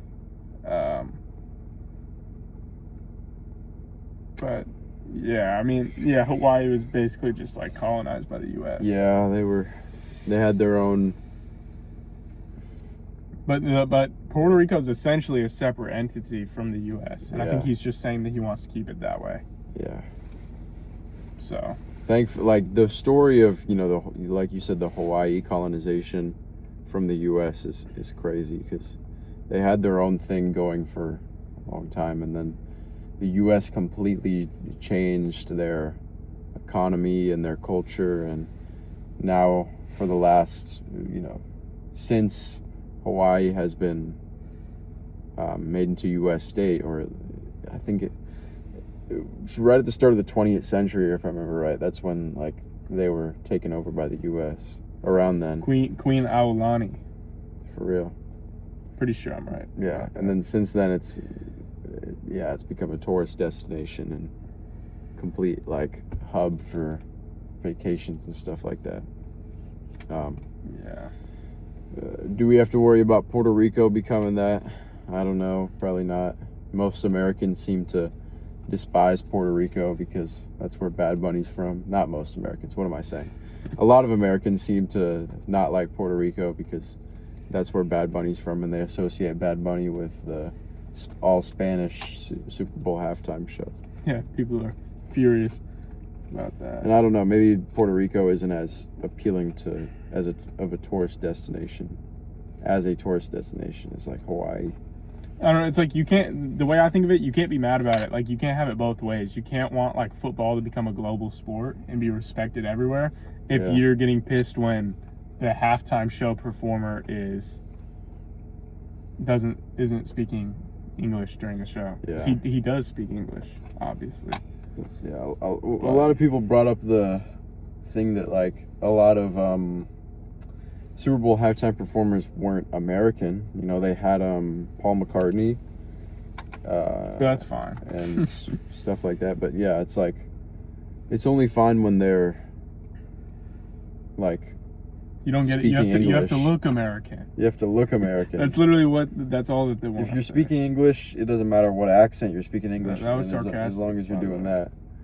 But if you're speaking Spanish, even if you're technically a U.S. citizen, it's like, I get it to a degree, but it's just like, it's just music. Like, people in the U.S. have been listening to Latin music and music in Spanish forever. Like, what was the #1 hit in America 10 years ago? It was like Despacito, right? Something like that, yeah. Luis Fonsi. They even got Justin Bieber on the remix. Yeah. Got this dude Justin Bieber. I thought Justin Bieber was the one who made the song. Am I tripping? No. I can't. I don't even know. Justin Bieber did not make the song. Good thing I don't pay attention to Justin Bieber, bro. Justin Bieber's fine. He seems like a chill guy. He's just always cheating on his wife and such. And then the person he cheats on his wife, the person he cheats on his wife with, hangs out with his wife. They're like best friends. I like him more now. No, I'm pretty sure he like has done things with Kendall Jenner, with Hailey Bieber. I don't know. Other people probably know a lot more about it than me, but I think that's happened. And then he's like, Hailey Bieber, he just like treats her like shit, basically. So I saw somebody and comment, she seems like such a good like wife to him. She does. Yeah. I saw somebody comment on the Patreon that Olivia Rodrigo went on a date with Cameron Winter. Like, I saw it, and I was like, I don't really care because it's just celebrity stuff. I mean, it's like, you know, they both make cool music. She could do better though. All right, bro. I'm not kidding. If they collab, that would be pretty cool. But like, I don't really care about celebrity relationships that much, to be honest. I don't know. But yeah.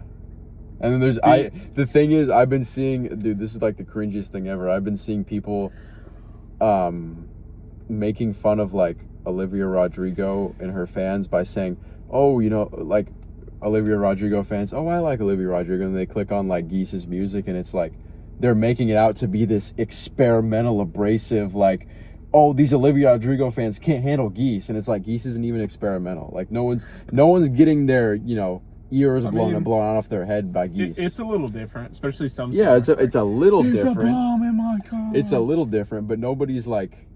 I hate when people play this stupid elitist game where they're like, oh, Olivia Rodrigo fans could not handle Geese. You're not smart enough to get my music taste. Like, dude, this isn't Death Grips. This isn't like Cities of Eve. You're not listening to something super boundary pushing. Yeah, Geese like, is pretty popular now, actually. Yeah, they are kind of popular, but what's more important is that they make like relatively normal music. Yeah. Like, they're not super experimental, and there's people trying to play this like, you know, I'm better than you game. That's always happening, though. Saying, you know, I listen to Geese. People want a reason to. They like consume all this media, and they want a reason to do so. So they like make it seem like they're better for it. It's like, dude, you just sit and like. Yeah.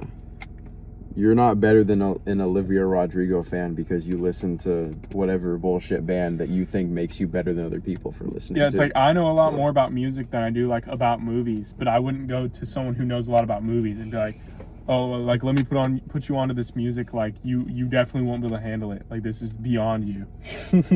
Because then they could do the same thing to me about movies. Yeah. It's like, it's all just in the way you think. The key is just to consume art and really think about it. I need to get into other sectors of art more than I am. Yeah. I gotta watch more movies and read more books, like I was saying. And Olivia Rodrigo makes good music too. She does. If she made like awful music, then you might be able to claim like, oh, it's so weird that Olivia Rodrigo is dating Cameron Winter because Cameron Winter is talented. And the person in the comment said like something about a collab. I'm like, I don't want that. I don't want that collab. That would be weird. I don't know. I don't want how it that at would all. sound. It just wouldn't really sound that good. What could sound good is maybe Cameron Winter takes a break and she becomes the vocalist for Geese. Okay, bro. That's the worst idea. Cool. That's the worst idea I've heard today. If she can adapt to it, it could be cool. Or a collab, like both of them. Cameron Winter and Olivia Rodrigo are the new lead singers of Geese. It's both of them. Well, that would be so dumb. It's a band. You say that now, bro. but it's a band. You can't just she can join though. She can do the Blood Oath and all that. The Blood Oath, the Geese. Whatever they do, because they're really out there. They're crazy, bro. They're crazy. No. Yeah. They're like the most experimental band. That people have you think they're the most experimental band of all time. Well, it's just like the way they operate. It's just like a really traditional way that a band works. Like they're just like friends and they make music, and that's like refreshing for people to see because of how common it is for people to just be complete like industry plants. And there's honestly an argument for them to be that as well. I don't know about that. Some people think that. have been claiming that, but they've been around for like 6 years or something. Yeah, so I know. I've heard they've say. been making music since like high school or something. Yeah, so the whole industry plant conversation is kind of shut down because in order to be an industry plant, you have to not have been making music for like years and years and years before you blew up. Yeah, all that really matters is how talented they are. Like whether or not they artificially gain their fame, it's like if they're talented, it doesn't matter. Like someone like Justin Bieber, he was like making YouTube videos and stuff. Like he organically blew up, got his deal. It's kind of like the more traditional way of doing it. But like someone like Nessa Barrett blows up, and it's like she's an industry plant. Like she's just trash though. Like she's not good at making music from what we've heard. Yeah. And then I saw someone underneath that. This is gonna be like the last thing I'm gonna say before we get back. Someone under the video, the Nessa Barrett one. She's like, they're like. Probably the same person who suggests us to listen to it. It's like, well, she didn't even actually want to put it out. Her label made her put it out and make music like this. I'm like, dude, you're such an idiot. You're just coping at that point. It's like, you want us to listen to the album, and then when we don't like it, you're like, well, this isn't how she wanted it to sound. It's like, yeah, that does sometimes like happen. Like, to be fair, it happens. But that's like why you just don't sign your life away on a contract to UMG, and then you'll be able to make any music you want forever. Yeah, just it's not like we're gonna give extra bias to an artist because their label did something they didn't want. $10 a month. Let me sign away all my rights. It's so crazy. Yeah, you can own all my music. That's fine. We're not actually in the middle of a song, are we? No, I rewinded it because we finished it. I was trying to see because this song is about we talked essentially for so long. Hawaii. Okay, yes. The message is don't let the U.S. do to Puerto Rico what they did to Hawaii. This might be the coolest message out of any song on the whole album. Yeah, I do like that. And in a way, this whole album is like a little bit of a oh my god.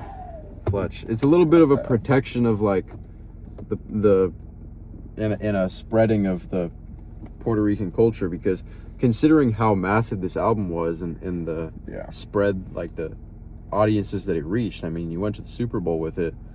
It's kind of like Bad Bunny taking Bowl.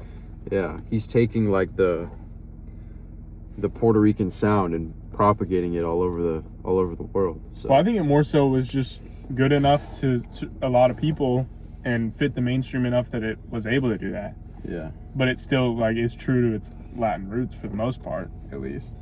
This thing is gonna fall. I don't know what's up with the Spider-Man recently, bro. Yeah, don't you normally put on the higher ones? No, if I put on the higher ones, it'll definitely fall.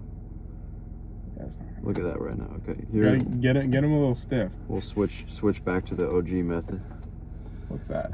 Oh, down on here. The gear shift. This song is called AOO. EOO. Ella viene por ahí y nunca llega sola. Ella nunca llega sola. Todos los bandidos sueltan la pistola.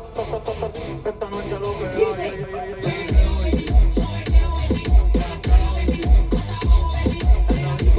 Sounds like some shit I hear on like the GTA radio station. Cruising through Los Santos, aka my hometown, our hometown, LA. Gonna have that wrong. Esta Willy ahí ya cumplió los 30. Después de las 12 no los cuenta. No la llamen al jangueo si no quiere que mienta. Todos escuchando el número 1 en venta. Por eso con nosotros nadie inventa. Me siento como un bicho de los 90. Tengo parado, ven pa' que lo siento. What a bar. What a bar, bro. Si me miras mucho sabes que voy a besarte. Dale mami, pégate. Tírate. Si te ves y no la agarro entonces voy a llevarte.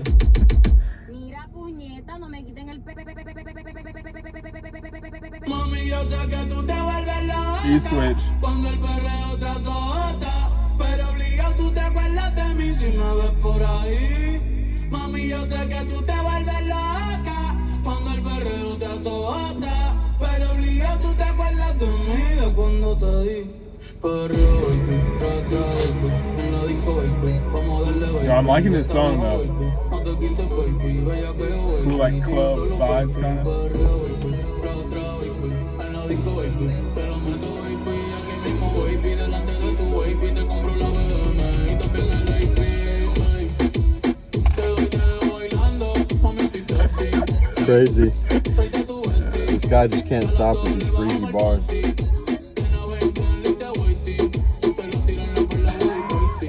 Yo, that really is. That's a P&D level line, bro. Yo, he literally just said the exact line that we were making fun I of. just finished on you. I'll bust on your back body painting. That's crazy, bro. Yo. That's crazy. This dude's ridiculous. Dude, come on. Everyone pulling out is quitting. Man.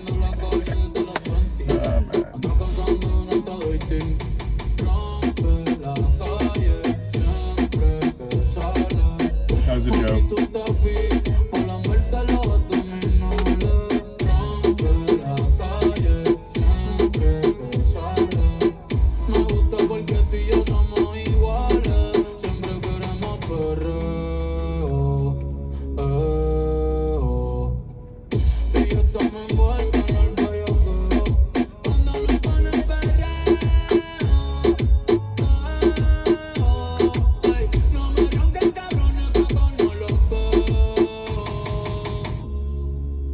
Escuchando música de Puerto Rico, cabrón.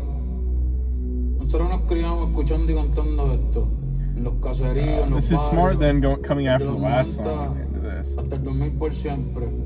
Y ando con el más de los tiempos, Tiny. Y yo no tengo que roncar, ustedes saben ya.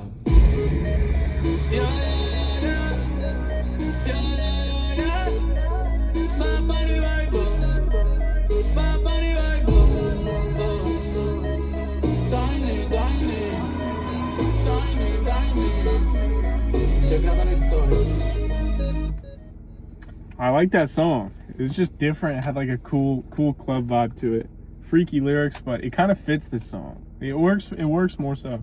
Some of the other ones seemed like lighthearted, and then you just like say something. Yeah, I think it's. But it's fine. I really don't care that much. I think it's funny. Like when I'm listening with you, I was just like, look at you when he talks about like bust on your back body painting. I'm getting used to the freaky bars at this point, but yeah, and it works here. It's fine. I don't know. I think it's a decent song, but the production is still just kind of. Come on, I like it. The production's it's just kind good. of by the books, and it's not wowing me. It's good, bro. Nothing for me to come back for, I guess. It's not a bad song though. It's pretty decent. But then again, there's been like 2 or 3 other songs on this album exactly like this. You know what I mean? Well, no, I wouldn't say so. This one's pretty different. Has a cool. It's one of the most popular ones. See, for a good reason. From what I'm seeing, it seems like the most popular ones are probably the best ones. DTMF is the next one, and I think I've heard this one. Yeah, for sure. this one should be Maybe really in popular. I've heard this one for sure. I don't know if I've heard it in full, but I've heard the chorus. Pretty sure. I like the last one. Just to recap. muñequito que veo en San Juan. Disfrutando de todas esas cosas que extrañan los que se van. Disfrutando de noches de esas que ya no se dan. Que ya no se dan. Pero queriendo volver a la última vez. Ya los ojos te miré y contarte las cosas que no te conté. ¿Te parece a mi crush? Y tirarte las fotos que no te tiré. Me echo brote, bien linda, déjame traerte una foto. Ey, tengo el pecho pelado, me di una mata. El corazón dándome patas. Dime, baby, ¿dónde tú estás? Pa' llegarle con Roro, Julito, Cristal, Roy, Edgar, Seba, Oscar, Darnell y Big J tocando bota. Hoy la calle la dejamos esparota. Y sería cabrón que yo me toque el guiro. Yo veo tu nombre y me salen suspiros. No sé si son petardos o si son tiros. Mi blanquita, perico, mi kilo. Yo estoy en PR tranquilo, pero debí tirar más fotos de cuando te tuve. Debí darte más besos y abrazos las veces que pude. Ey, ojalá que los míos nunca se muden. Y si él me emborracha, pues que me ayude.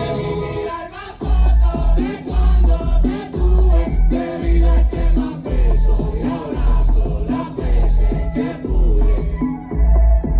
Ojalá que los míos nunca se muden. Y si él me emborracha, pues que me ayude. Ey, voy a estar con mi abuelo todo el día jugando dominó. Si me preguntas si aún pienso en ti, yo le digo que no. Que mi estadía cerquita de ti ya se terminó. Ya se terminó. Ey, que prendan las máquinas, voy pa' Santurce. Aquí todavía se da caña, chequeate las baby. Diablo, mami, qué dulce. Hoy yo quiero beber. Beber. Beber. Y hablar mierda hasta que me expulsen. Estoy bien loco. Bien loco, cabrón, guía tú que estás caminando, yo estoy que choco. Estoy bien loco, estoy bien loco. Vamos a disfrutar que nunca se sabe si nos queda poco. Debí tirar más. Gente, los quiero con cojones, los amo. Gracias por estar aquí, de verdad. Para mí es bien importante que estén aquí. Cada uno de ustedes significa mucho para mí. Así que vamos para la foto, vengan para acá, métase todo el mundo, todo el corillo, vamos. Zumba. Ya Bernie tiene el nene y ya en la nena. Ya no estamos para la movie y las cadenas. Estamos para las cosas que valgan la pena. Ey, por el perreo, la salsa, la bomba y la plana. Chequéate la mía, cómo es que suena. Debí tirar más fotos de cuando te tuve. Debí darte más besos y abrazos las veces que pude. Ojalá que los míos nunca se muden y que tú me envíes más nudes. See, that's funny. That's fun. Y si yo me emborracho, que me ayude.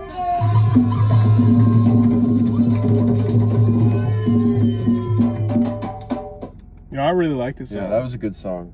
It's really good. I like the message a lot. For real. Everything about it's just good. Yeah. It just feels so rich. Yeah. It's good. It's kind of like the lyrics are sad, but sad in a way. So like, I should have taken more pictures when we were together, but the song also has like a celebratory feeling to it. Yeah. Well, like because he's saying he wishes he took more photos, but like there's just time to have those moments again. You just have to lean into it and want to have those like memories. Like take your pictures, but like really just live for what's like worth putting first, basically. Like put things first that really matter, like family, friends, like just don't put a lot of other things before things that actually matter, basically. For real. Yes. Yeah, the hook was definitely catchy. I mean, it's recognizable because I've heard it a lot. And yeah, that's all the song really needs to be good, honestly. It's just like a good chorus. Yeah, the chorus is cool too. I like the group of people singing. It's like an unorthodox type of like. It just sounds like a family. Yeah. Singing it. So I like that part of it. For real. Cause like the whole like choir type thing has just kind of been played out. This just feels more like organic. I don't know. It just works really well. So, really good song. That's one of my favorites off here. Top 3 for sure. Yeah. The last song This is outro. Benito, hijo de Benito, le decían Tito, el mayor de 6, trabajando desde chamaquito, guiando camiones como el pai y el abuelo. Aunque su sueño siempre fue ser ingeniero, un día Tonito lo invitó para hacer una mudanza, para buscar salguito, par de pesos, para algo alcanza. Gracias a Dios que ese día no estaba bici, porque en la mudanza fue donde conoció a Lizzy, la menor de 3 que se criaron con doña Juanita, porque su papá y mamá partieron estando chiquita. Prometió graduarse antes de casarse y lo cumplió diciembre del 9-2. Con Tito se casó antes de irse para el Mirante, donde se conocieron, vivieron en Morovi, en donde hicieron al nene, que en Bayamón por primera vez vieron. Un aplauso para mami y papi, porque en verdad rompieron.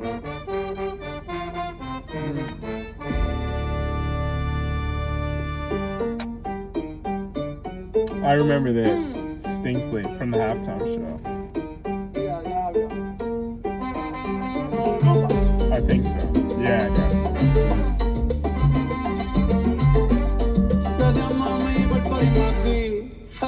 Ey, el mejor de la nueva porque me crié en la vieja. Gracias a mami y papi por todos los jalonarreas. Nunca me han visto en la calle ni en los podcasts ando queja. Tratan de medir fuerza y no pueden ni en pareja. Calle sol, calle luna, estrella en la noche oscura. Yo no canto reggae, pero sí cultura de Borinton, PR, archipiélago perfecto. En el mundo entero ya conocen mi dialecto, mi jerga. A mí me importa un bicho lo que a ti te vale verga. Aquí mataron gente por sacar la bandera. Por eso es que ahora yo la llevo donde quiera, cabrón, ¿qué fue?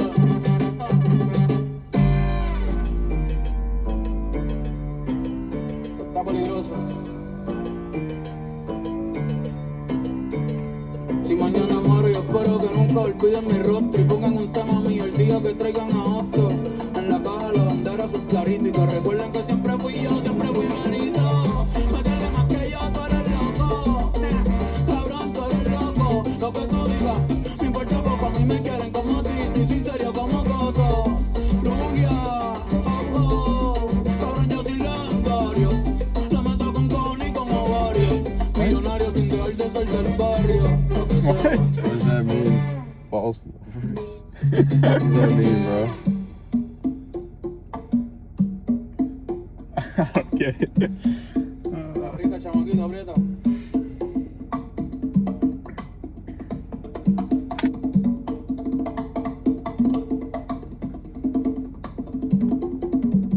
De aquí nadie me saca, de aquí yo no me muevo. Dile que esta es mi casa, donde nació mi abuelo. De aquí nadie me saca, de aquí yo no me muevo. Dile que esta es mi casa, donde nació mi abuelo. Yo soy de cuerpo que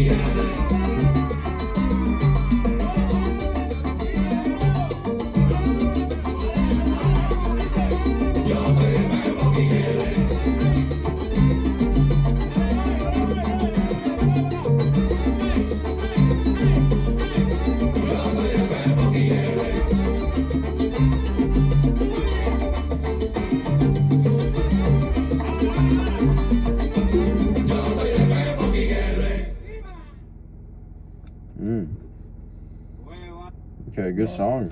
I really like that outro. Yeah, was sick. That might have literally been my favorite song. That was a really good one. The outro, it just everything. It felt so like organic and natural. Those last 2 songs just felt like so.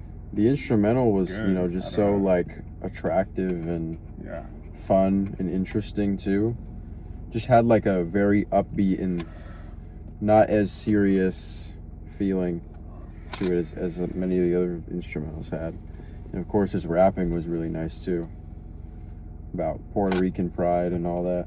Yeah, I just love that song. That was really a good one. That was a good one. And then talking about the album as a whole, it ended pretty strong, really strong actually. But I just feel like there's this middle section here where he's just kind of singing a little more than I'd like him to. over not very memorable instrumentals with not much Latin influence, and all songs about like exes or like generic songs about women and stuff. A lot in the middle that's kind of happening, and it brings down the album a little bit. Like there's a good bit of songs in the middle where I'm like, I could kind of do without this, and it would make the album a better experience. Once track 12 hits, also work. I'm like, this is where the back half of the album starts to warm up a little bit. Cause well, you like Turista too. Yeah, let me remember what it sounds like.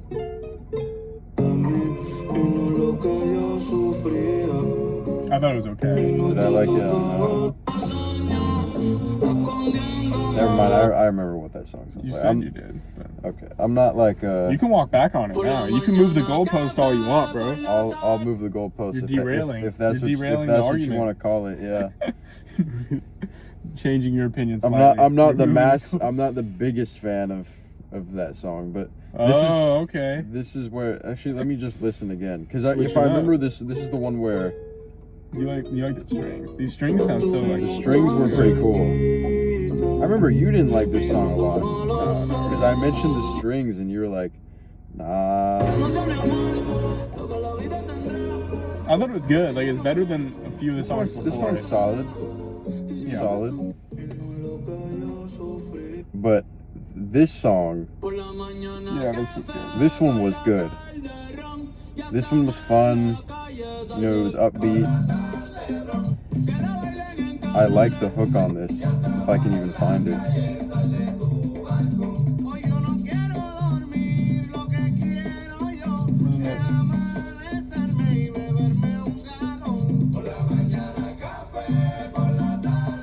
He uses that like.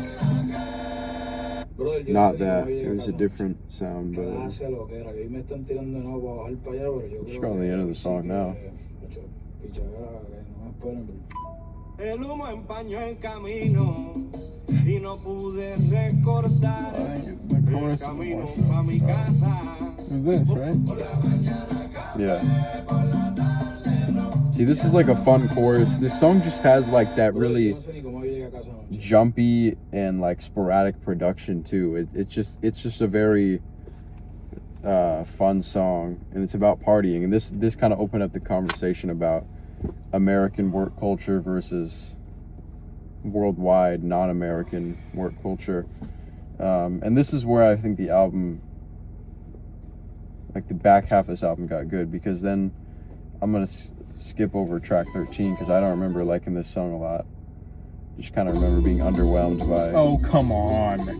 You don't like anything. You keep moving the goalposts, bro. Yeah, I'm not a huge fan of the song, but the song right after it, this one about Hawaii. First of all, this instrumental is like so cool. It's like kind of groovy, and it's low key in a way that a lot of the instrumentals on this album aren't.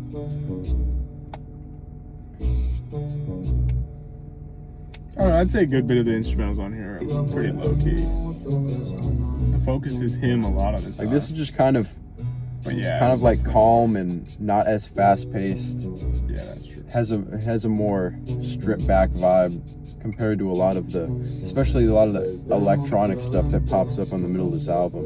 And the message of the song is really cool too. I'd say that's probably the one thing that's like deterring me from the middle part of the album. Is like he leaned away from what I would think makes it sound like Latin music. Yeah, what makes it sound more unique. into just like generic, kind of pop stuff. Like and what he's talking about on the songs too.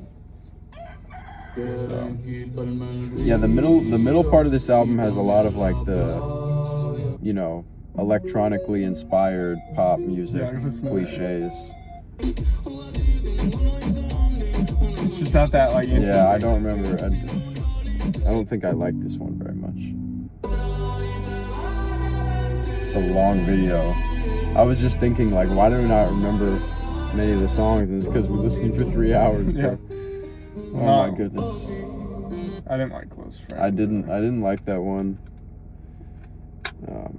Didn't like Close Friends, but I'm also like I don't usually like songs about social media and all this shit. So. This is a song about I remember the I like beach. that one. I'd say like I kind of liked El Club, but other than that, like from 6 to like 11, I'm like, I don't know. Like the start and end of this album are really, really strong. Like they sound really just fun and upbeat. The beginning's more so just fun. The end is kind of touching on more about Puerto Rican culture and yeah. That's like track 3 sounds like. I remember really liking this one.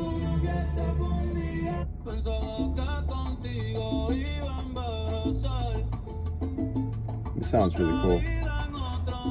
So the hook. yeah. Hook's good here too.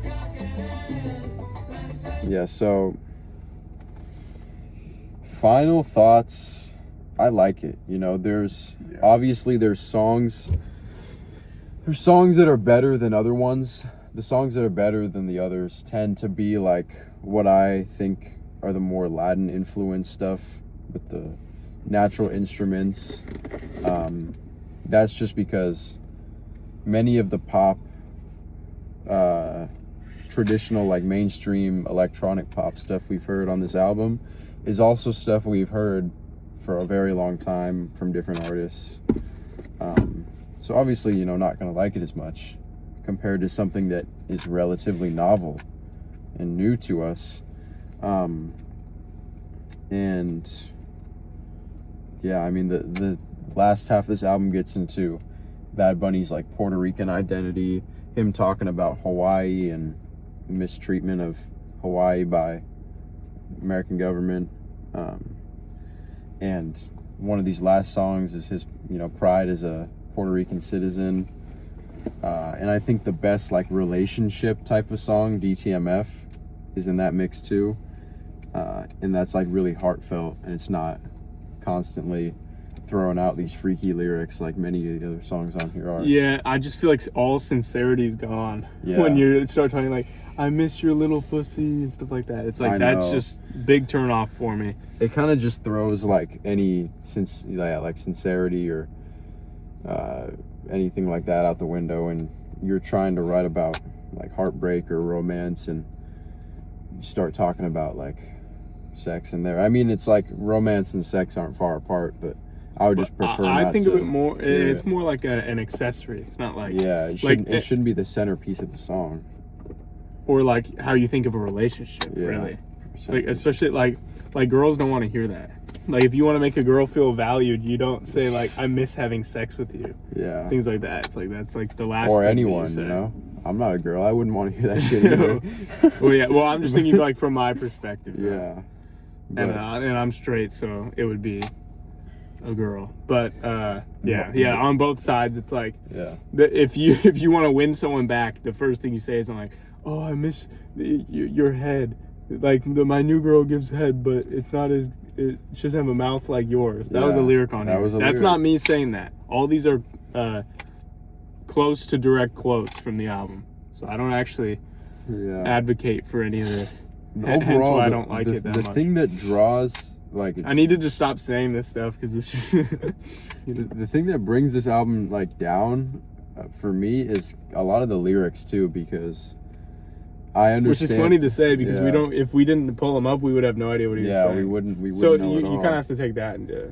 Yeah, I have to take that into consideration that like it's in another language, and if we listen in the future, we won't have the lyrics, but also we don't have a direct understanding of what he's saying.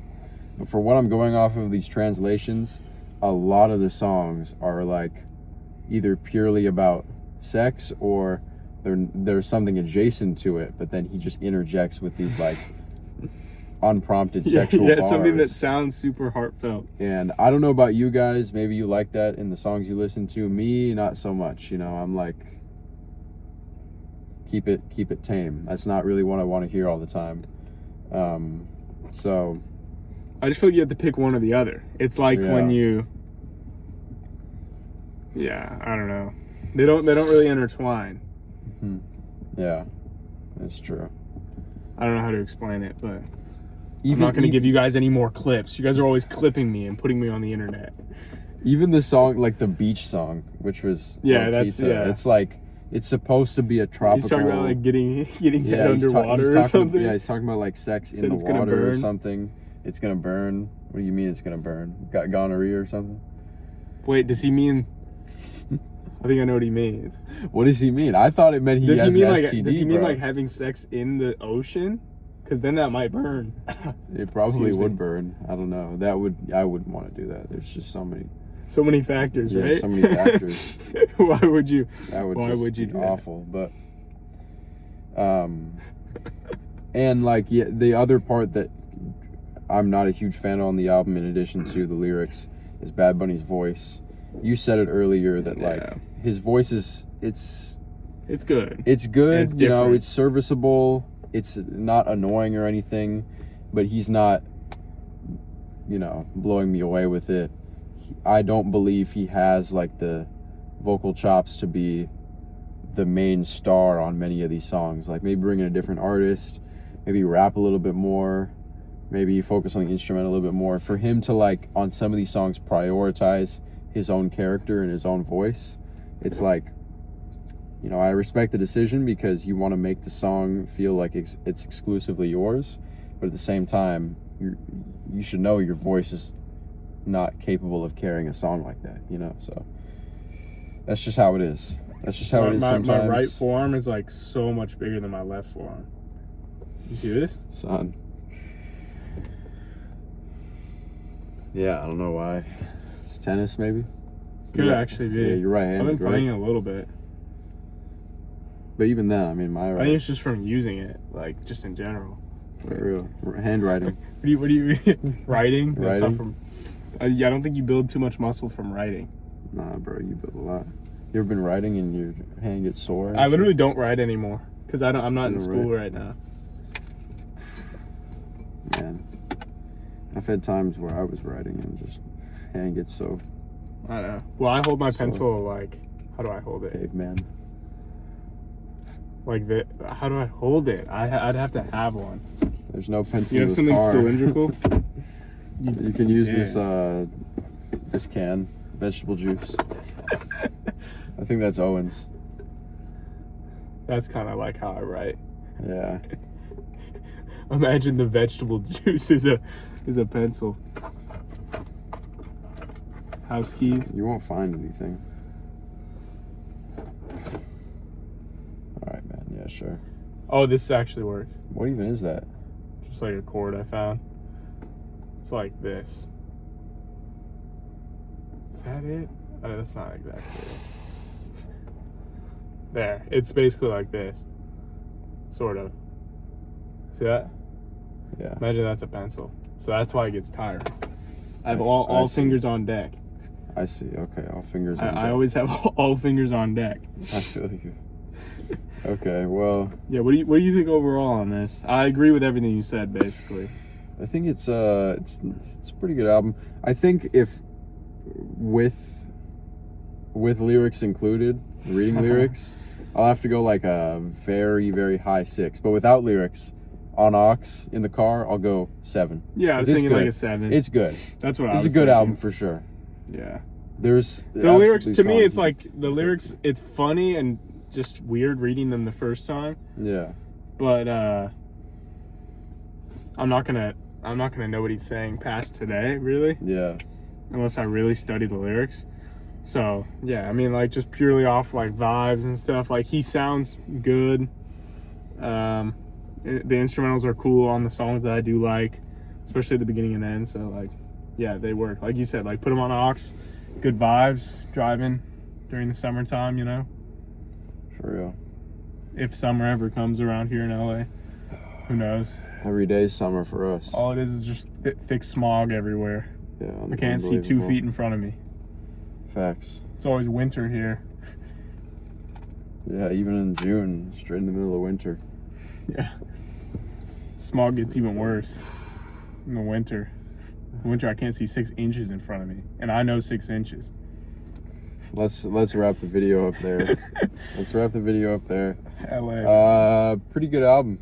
Yeah. Let us know what you think of the scores. Fun album. Let us know what you think of this album. Let us know what you think of whatever we said in this video.